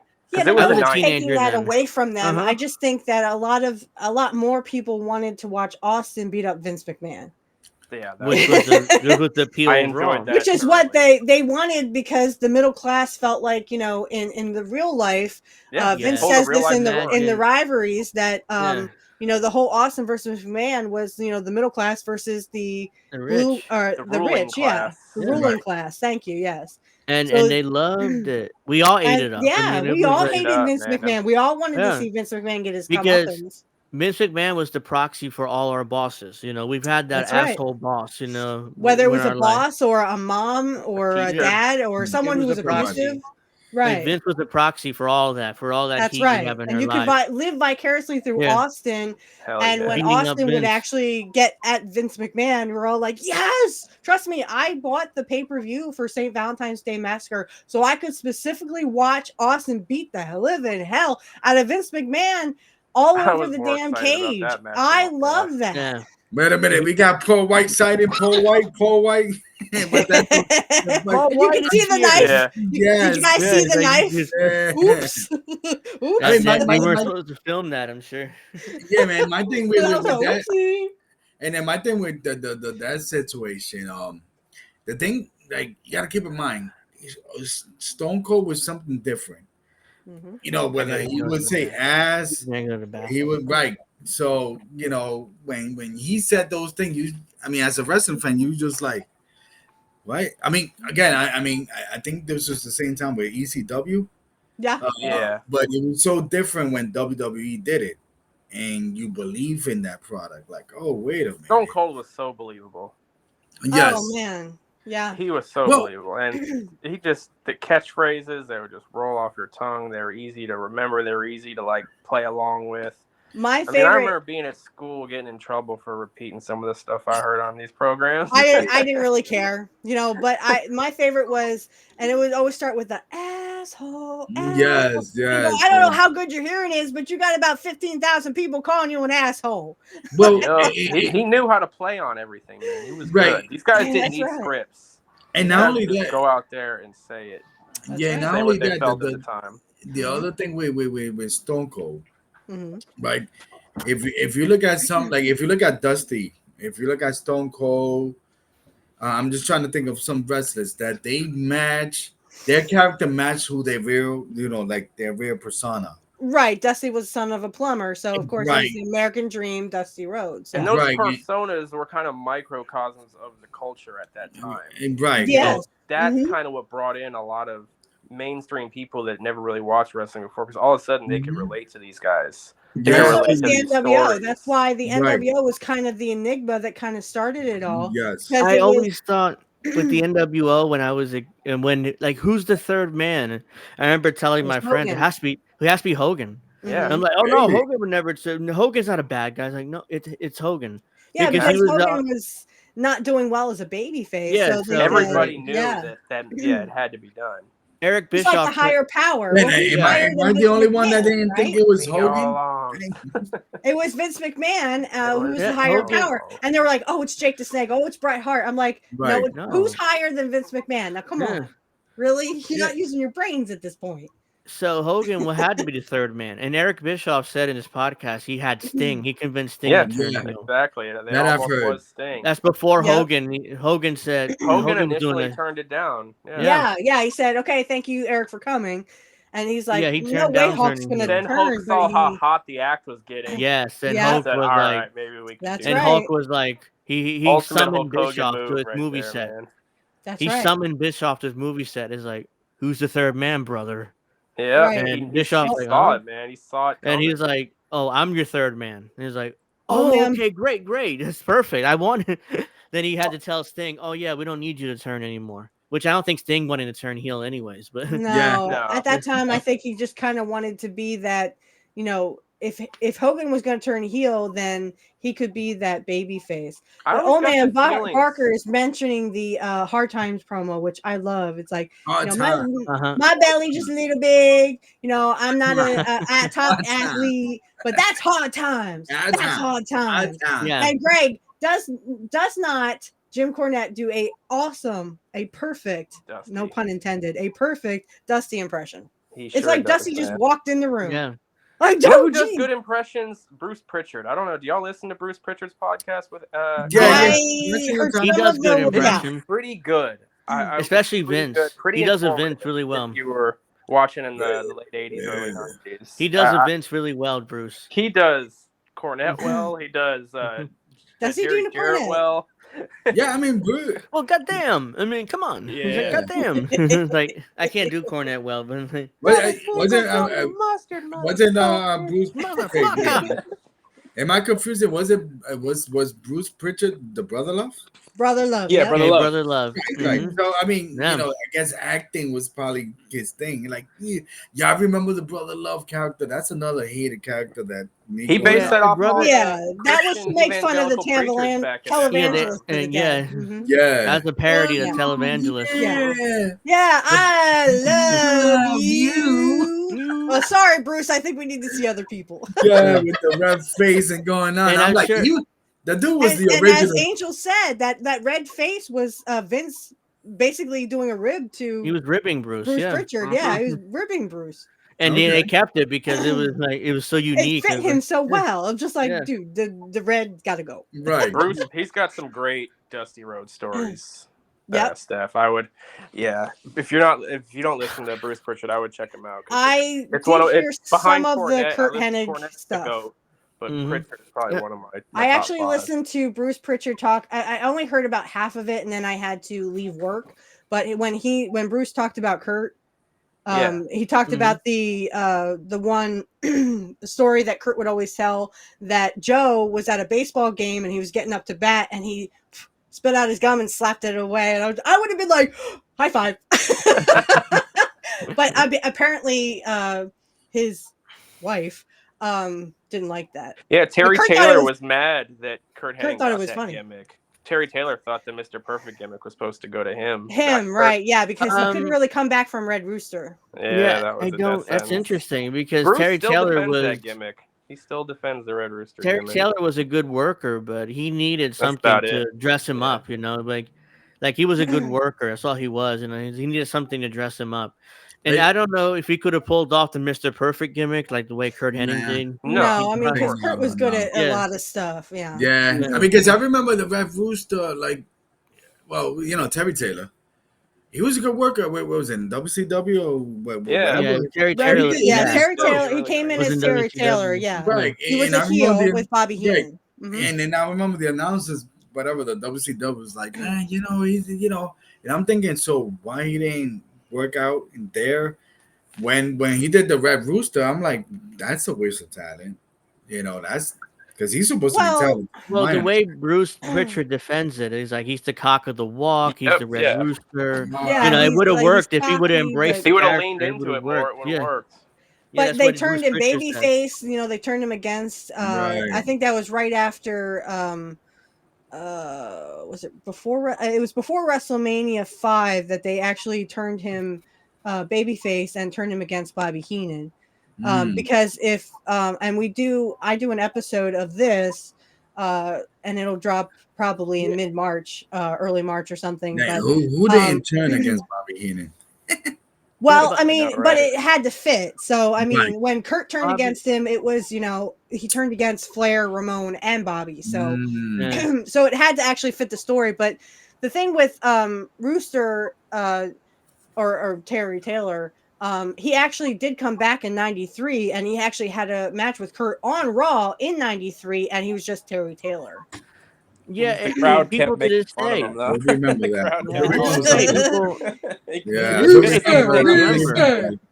People remember Terry Taylor. And Cornette calls him a stooge because he ratted him out to Russo. Yeah. So Terry Taylor's kind of on my shit. And TNA, that was in TNA. When I see Terry Taylor, like what he does now, he does the NXT.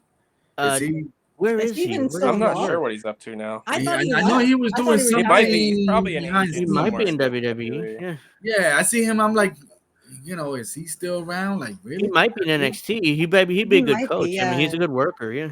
He was a great worker, no doubt about that. Him and Curt faced each other. It was Mr. Perfect versus Red Rooster at SummerSlam 1989. In fact, that was one of my questions, and I will have that in episode drop. But I liked that match. I thought it was a great match, especially in New Jersey where you are, Angel. Yeah. I love that match. I loved all the matches with Red Rooster and Curt Hennig. To this day, people remember Terry Taylor as the Red Rooster. Mm-hmm. Yeah. To this day, that's his gimmick. Yeah. I mean, that's what he was. That was his thing. Yeah.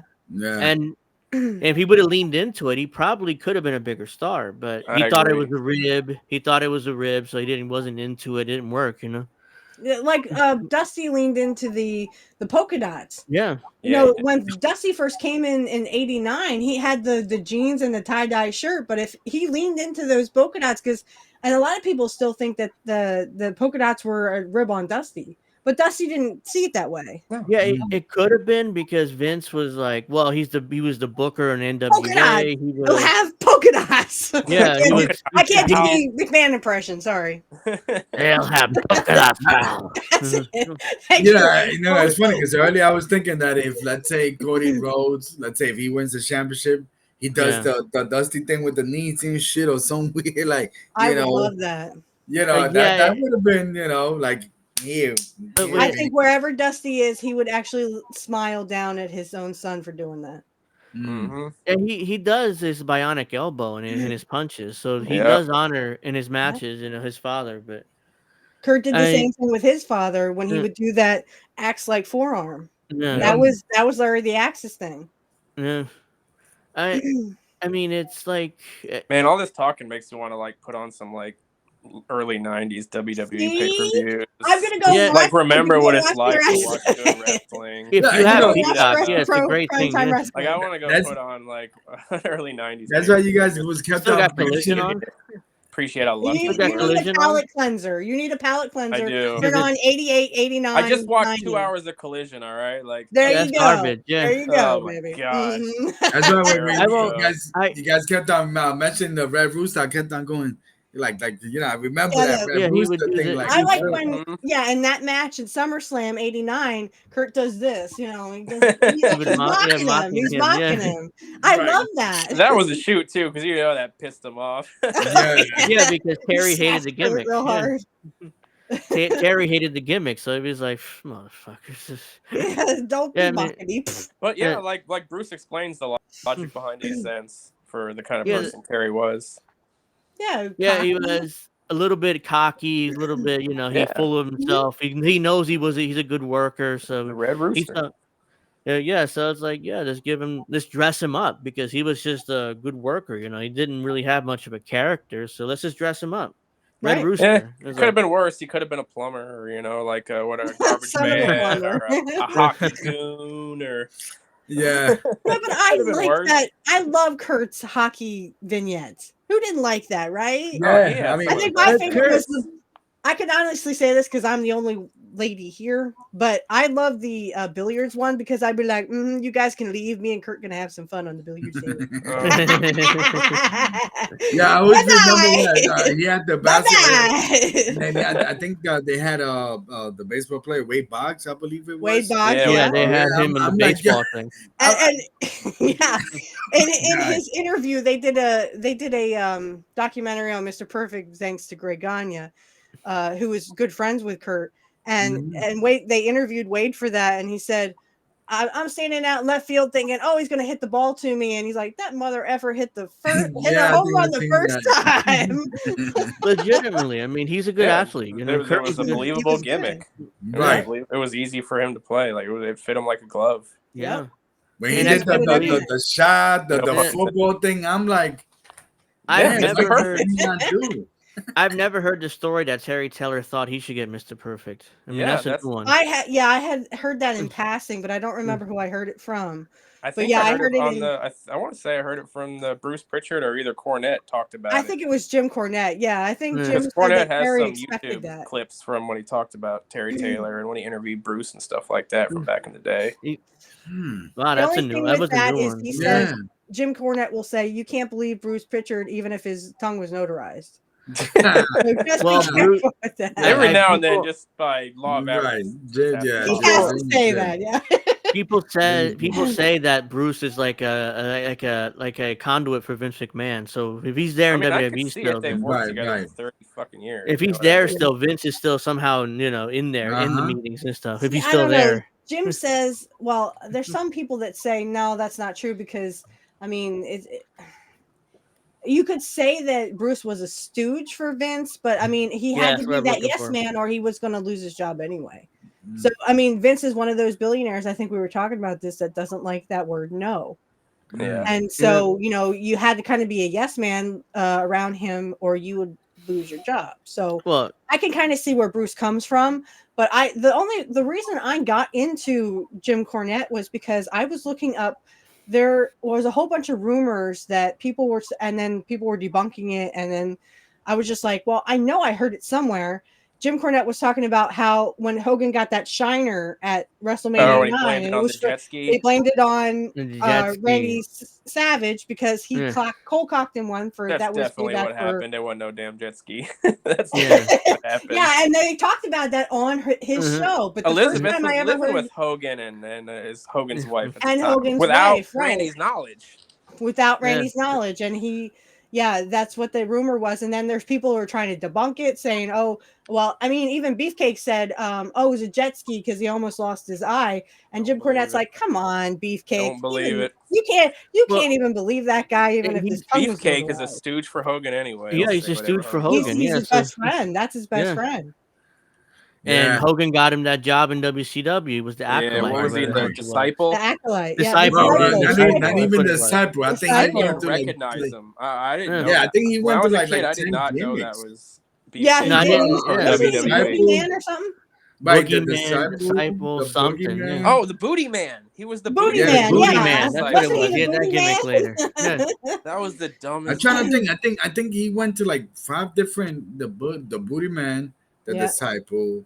Well, they couldn't fire him because he was Hogan's boy. He was untouchable. So they had to come up with different gimmicks. Yeah, right. What was his name when he was with the Dungeon of Doom? Oh, I don't remember. Yeah, he was in the Dungeon of Doom. Oh. Was he? I have no idea. Let me. Oh my god! The Giant. I remember the Giant. The Zodiac. Something about Zodiac.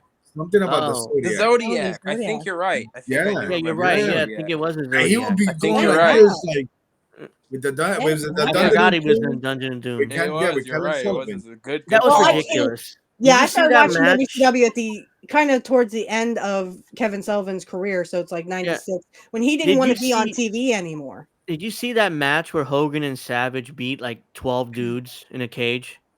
That triple cage, Hogan I think was still babyface. Yeah. In WCW, it was him and Savage versus like the Dungeon of Doom. He beat all 12 dudes by themselves. Yeah. That's why people started getting sick of that shit, man. It wasn't believable anymore. No. Yeah.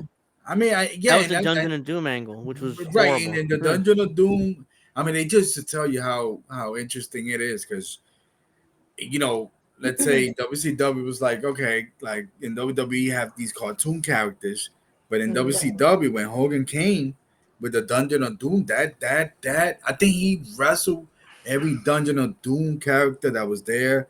I think the Giant was probably the last one. Yeah, I think that was his last babyface match or big match. Yeah.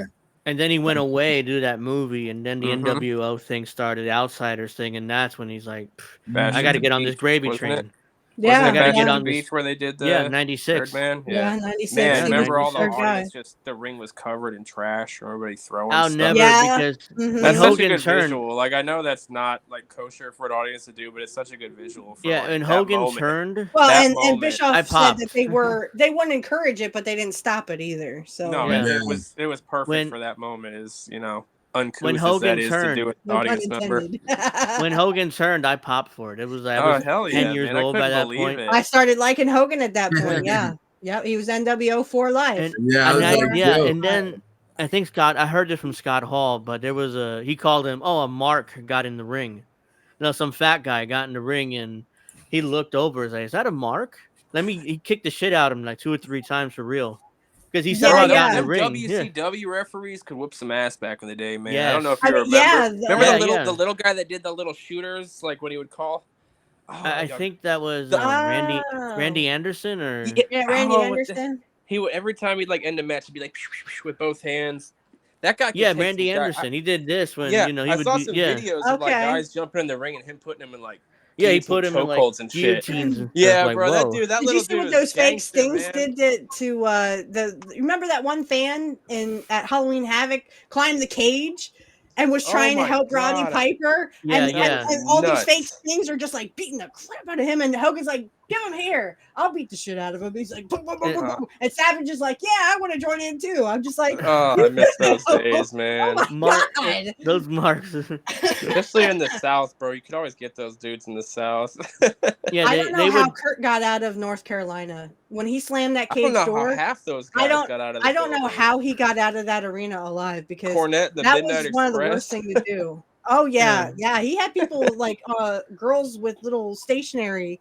Yeah, writing them death threats. Would say, "I'm going to kill you." All the rock and roll girly fans would, Cornette was like, he was a great heel. I mean, heel manager. He was so good. That dude, like, nobody ever gave that man a script. That dude would just rip it off the top for like minutes straight. Right, and I talked about the Dusty thing with Dusty shut down the whole thing when he talked about the Challenger. When he said Ronnie Garvin went up like the Challenger and all the lights went out, Cornette was like, what did I do? What happened? Did we not pay the electric bill? And he goes, you can't say that because Challenger had just happened. Yeah. He's like, dude, you can't do that. Just do it over again. Dude, that's how good he is, man. He could just spit out like a modern, like a reference, like and it's funny without even thinking about it, like off the rip. And I think I mean, I have a sick sense of humor. To me, that's. And then with Cornette, I mean, remember, I mean, he had the racket, you know. He said he would hit people full blown. With racket, right. Yeah, he beat a guy almost to death. He was bleeding. He said he beat him real bad but he was trying to get out. He was trying to, he was defending himself. One time he hit the cop with the racket on accident. By accident. Yeah. Like, I meant to hit that guy. Yeah. Like, don't arrest me. I hit him. He's you got one of the best storytellers of all time. What I like, and I wish they had done this in Portland and also in AWA and WWE, is I think it was Memphis, where they would the cops would take the guy that was beating up the wrestlers into a room and then let the wrestlers have their way with him for 5 minutes, and they'd be like, okay, you got 5 minutes, go ahead. Oh, I did. And he just boom, boom, boom, boom, boom, boom. And then you walk out, okay, your 5 minutes are up. Oh, come on, you gotta take him to jail, you gotta take him to jail. Oh, I love that they would have done that. The business was wild back in the day, man. That's what I grew up with, and I loved it. I loved it. I loved it. Like, oh wow, look at these guys. They're actually crazy, and actually, there's crazy stories. Today is so corporatized and so sanitized. It's like, everybody's protecting their image. But what I said was, to say anything. When those fans would jump the thing, you were fair game for those wrestlers, and those wrestlers. I just saw the one that they Austin talked about on his podcast where it was Triple H and him at a house show, so it was non-televised. Yeah, but they actually have footage of it. Someone took footage of it. Someone got in the ring and hated Stone Cold so bad. They loved Triple H, and Triple H was the heel. And he had to break character. Who hated Stone beating Cold? The crap out of this guy. And Austin said if it wasn't for Triple H, that guy would have kicked the shit out of him. Yeah, because he was down. He wasn't he couldn't defend himself. Triple H wrote character long enough to bam, bam, bam. You just see Triple H beating the shit out of this guy. Yeah, it's like, hurry up, come get this guy. I'm breaking character here. Triple H breaking character. He's protecting Austin. He was protecting Austin. That's right. That's one of my, I guess, pet peeve with the WWE Network, whatever's going on when they had these ride along thing where you're killing. Like, for me, wrestling is like you got the good guy, the bad guy, right? Yeah. I know the internet changed. right? And I know Devil that went down to Georgia. It's that simple. Right. Yep, Devil went down to Georgia. And I'm seeing these two people that just beat up each other, talking in this right along. Think, oh yeah, I didn't watch that. I can take that guy. You know, my thing is this. That's why some people. I think Jake Cornette might have mentioned it, or maybe Stone Cold, that the WWE network, like one of the cons about it is that you got these wrestlers like they hanging out. You know, like hey, we just beat each other up, like now we're hanging out. They need content, so it was like, what do we do? They needed content. I get it. Like, okay, yeah, they got this show. It sucks when they kill kayfabe like that. Yeah. But I mean, they did that in the territories too. Not as often, but there were wrestlers you who would could hang back out in the then, bar though, together. You know? Yeah, and I leak mean, on the it wasn't internet, as much on Twitter, and everybody's, but, you could get away with it back then. Yeah, you could get away with it, but I mean, when unless you're Sheik and Duggan. Perfect, yeah, Sheik and Duggan is a good example.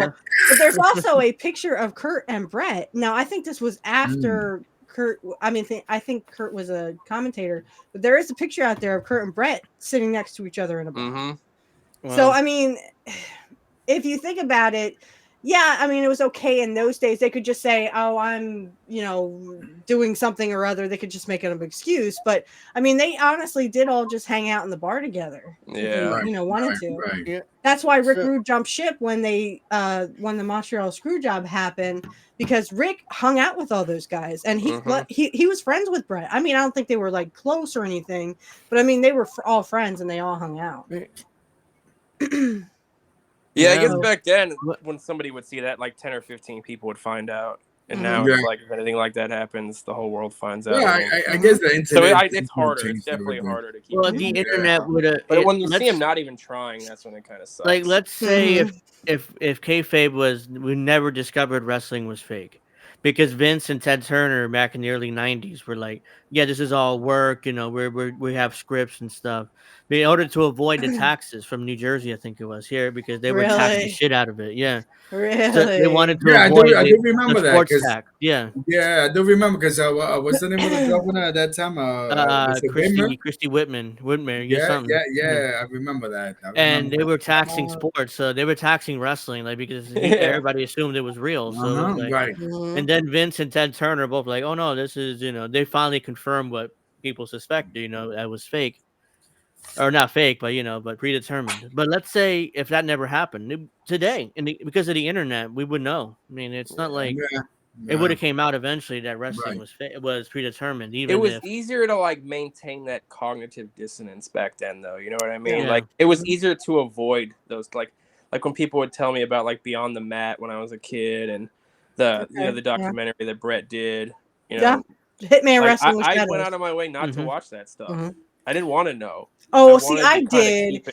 I wanted to kind of, and they kind of got because the Hitman Wrestling in Shadows was there when the whole the Montreal Screwjob happened. That wasn't planned. They were just following Brett around, and they actually had Brett wired. Yeah, that was just a wild meetings, but that was like they didn't expect that. They were kind of like, what do we do? Yeah, they went and talked, and like there was supposed to be a schmoz. Brett thought it was going to be a schmoz, of disqualification. Which I honestly would have hated that finish. We paid like $20 for that pay-per-view. But did you like the Montreal Screwjob, which is even worse? Well, no, like Sean should have won the belt that night. Brett should have done the right thing, but he was Brett was a mark for himself too back then, man. Like he really believed his own shit. Bischoff told this story on his podcast. Brett called him like a week before and asked him what he should do. It's like, just do the job. You're coming here to make $3 million a year or whatever. Just do the job.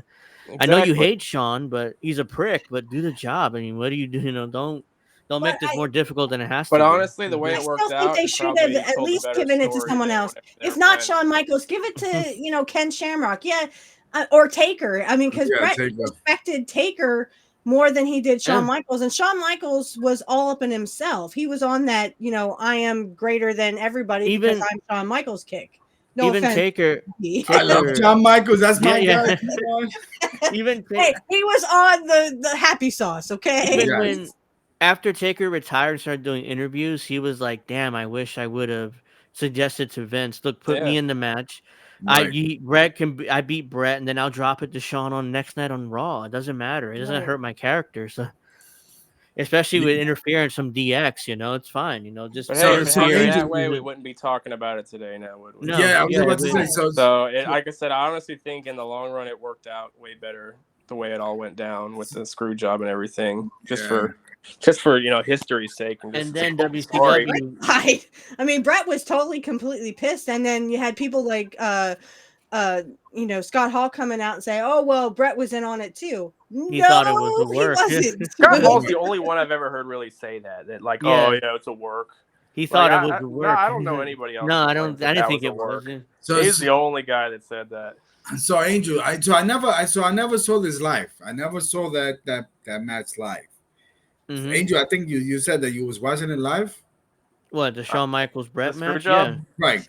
Yeah, I saw that live. So because I never saw it live because I at that time. No, I didn't either. I heard about it when the finish.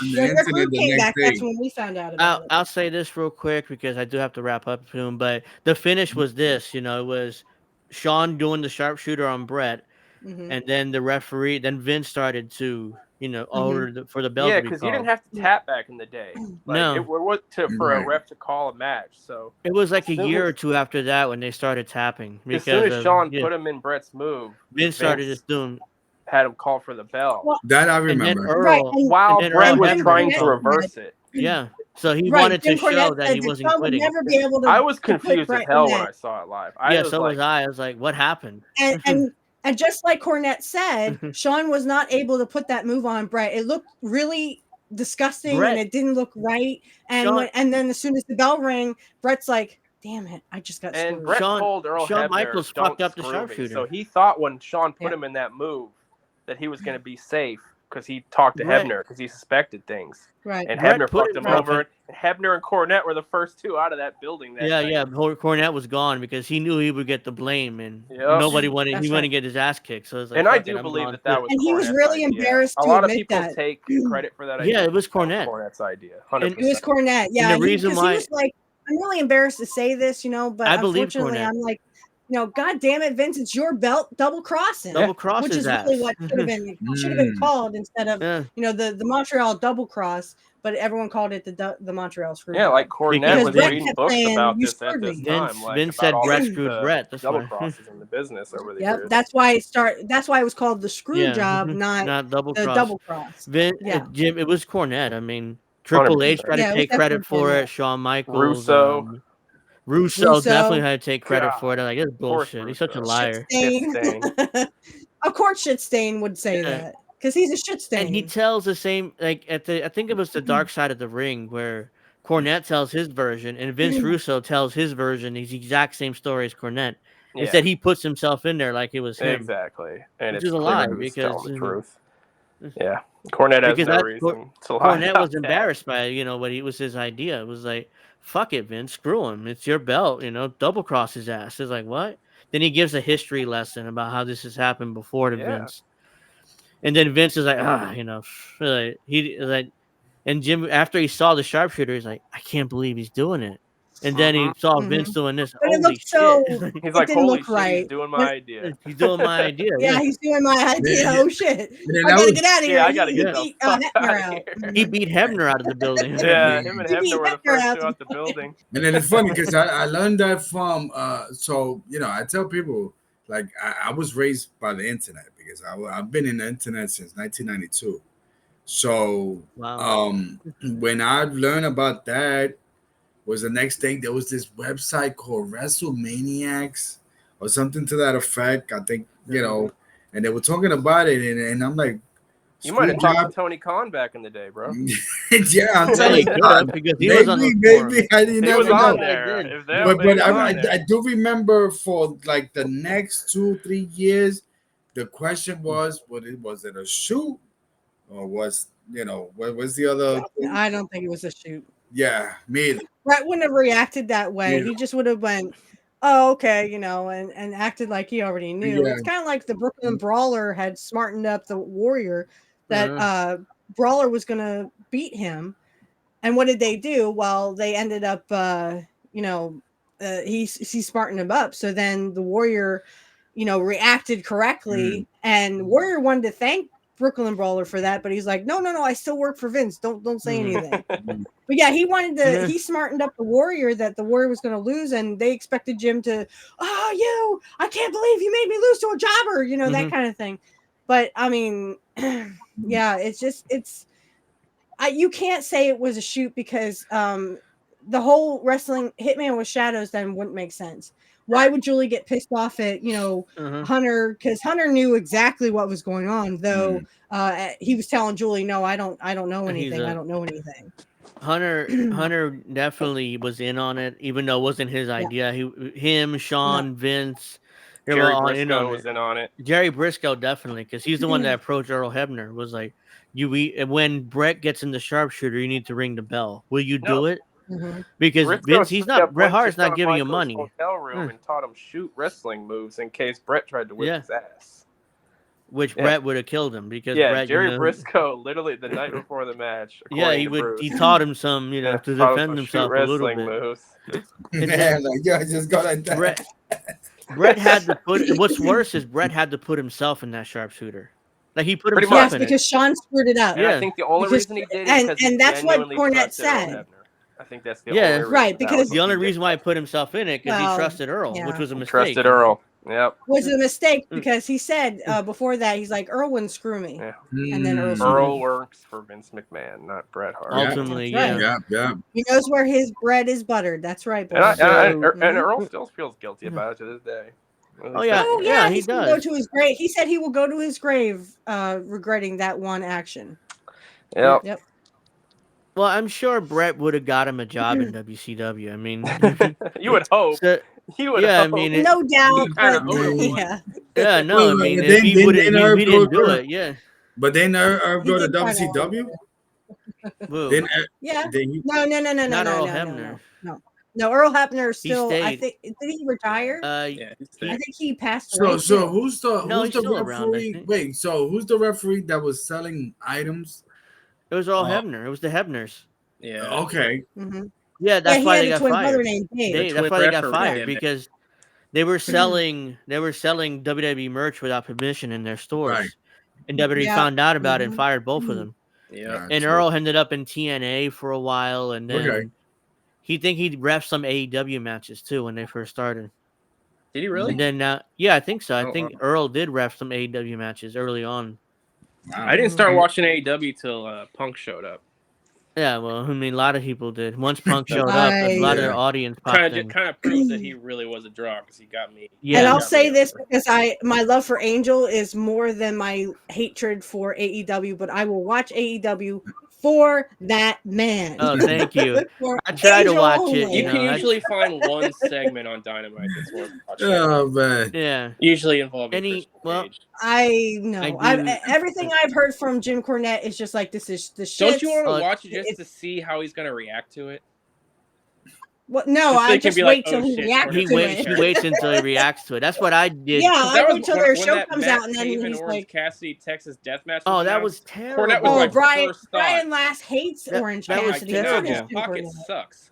Nobody likes Pocket. I can't believe they booked that match. Yeah, the little puppy pockets. I can't believe they booked that match in the main event. Starting a feud with a Texas death match. That makes no sense. You end the feud. That's what you do at the end. Hot shot. Yeah, that's what you do at the end. A Texas match in New Jersey, right? I mean, that's AEW in a nutshell.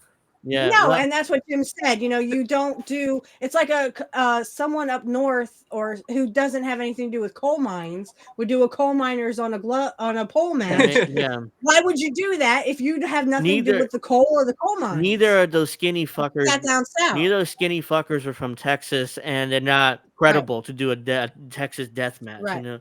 To start a feud. That's like Dusty. That's like Dusty Rhodes and Bruiser Brody or something. Well, no. Here's what they did, and they did it so well in Portland. When the Sheik, there was a guy called Sheik. Yeah, the original Sheik in Portland. and him and Curt Hennig had a Iranian death match, but that was because they literally were wrapping up their feud. Yeah. So they had an Iranian death match. And I didn't Iran even was know what like that our was biggest until I enemy saw it. at the time. It was. Well, and this dude, the guy who played the Sheik, he was whiter than I was. Yeah. Yeah, I mean It really wasn't from This is the early. This is the early '80s, and it's right after the hostages in Iran. Portland. Yeah. Right. This is Portland wrestling, and I mean the territories, of course, would also take part in whatever kind of it was 83. So in 83, if there was something going on with Iran, he wasn't the Iron Sheik. He just was called the Sheik. Was that the guy that trained Sabu? Was that the original Sheik?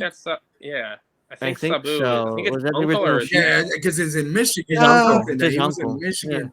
I do remember something about the original Sheik. The original Sheik was his uncle, Sabu's uncle, and trained him. Yeah, that was the Iron Sheik. Yeah. We're talking about the Iron Sheik, which is different. Yeah, the Iron Sheik, not the Sheik. Gotcha. Yeah, there's two different things. There's the Iron Sheik. This was a different guy. And then there's the Sheik.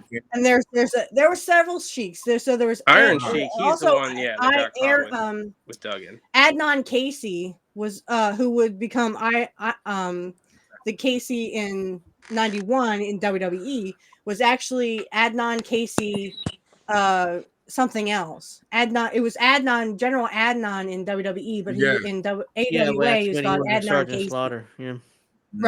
Right. But he was Adnan Casey in AWA. Still a heel, but I mean they had different names for him, and this guy, he didn't last long in the territory.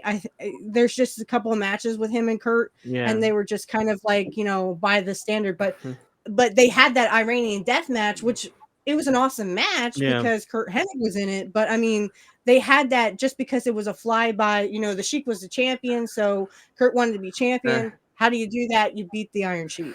Yeah. So. Or not the Iron Sheik, the Sheik. Yeah. He was just. Sorry, are you from Portland, Steph? Are you from around that area? No, I'm actually born and raised in Pennsylvania. Oh, okay. I have a playlist of Curt Hennig when he was in Portland. Okay, so I've seen you know your Portland territory very well. Yeah, I was wondering. Because I've seen Curt in 82, 83, and part of 84.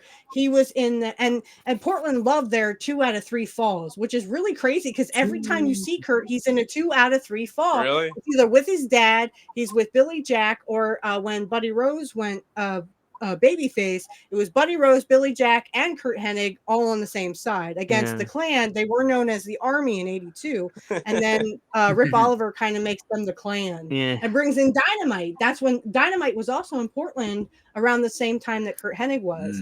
That's why Dynamite and Curt. Was Piper around at that time too? Yeah, he was. Yeah, and they would have in Portland, man. in April, they would also have in Portland. They would have Andre the Giant. Yeah. Well, because they would Portland was a hot territory in the early 80s, man. Yeah, I hear a lot of stories from Portland. Don Owen, and Billy Jack Haynes was a Portland he's been boy. in the news recently. Yeah, that's why I'm kind of like I can't. This has to be like a dementia thing because dementia is a cruel beast. So I think something happened with the dementia side of it. I think this was sort of an oops, like they were struggling for the thing, and it went off and oops. All right, that's a sad story. I do have to wrap up. So, any final thoughts? And I will do.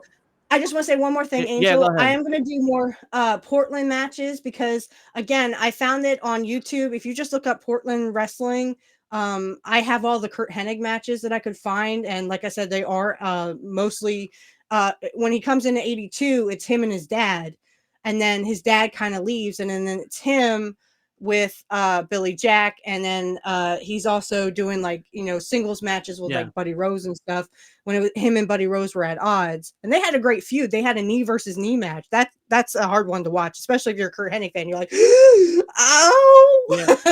Steph, you really live the Curt Hennig gimmick. You could be she loves him, but you live that gimmick, him. Man. That's right. Trust my me, final thought. Greg, you have to be on my show. I'm having like a big get together. I would like she, Angel she to come got on her, too. she got the I would stuff love down you to point. come on, Hell Greg. yeah. To, I had a ton of fun doing this. Yeah, I Y'all mean, were we should do this Steve, again. Steph, Angel. I had a great time. I'm going to have a special birthday batch. Kurt's birthday is March 28th. So I would love to have everybody back on my show along with Kit. So we could all just say like a big happy birthday to Kurt on That'll March be fun. And I just want to say this: some of my people that are following me, they reach out to me.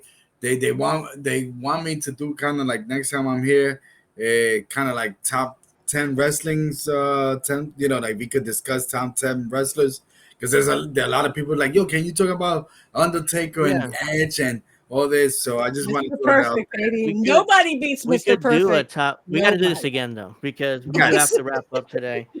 I want to thank everybody for coming, watching. Because I love. I thank Greg and Dee for coming on. Too Sweet for Life. You guys are awesome. I love you. Steph, it was great meeting y'all. Angel. Yeah, great meeting you too. Great. We got to have you back on soon. But next week, and I would love to have you on my channel and like I said, the big birthday bash with Kit and Angel. I would love you to come back on. Greg. We all follow each other. More than welcome. Yeah, we all follow each other. That, we're just gonna say happy birthday to Kurt the best way. And I'll have a Stone Cold. All right. And I'll have an RVD. I can't show that on camera. All right, my people. Take care. All right. Until next time, I'll see you guys next week and have a nice weekend. Episode 3 next week, same time, same place. Thanks for watching, y'all. Yep.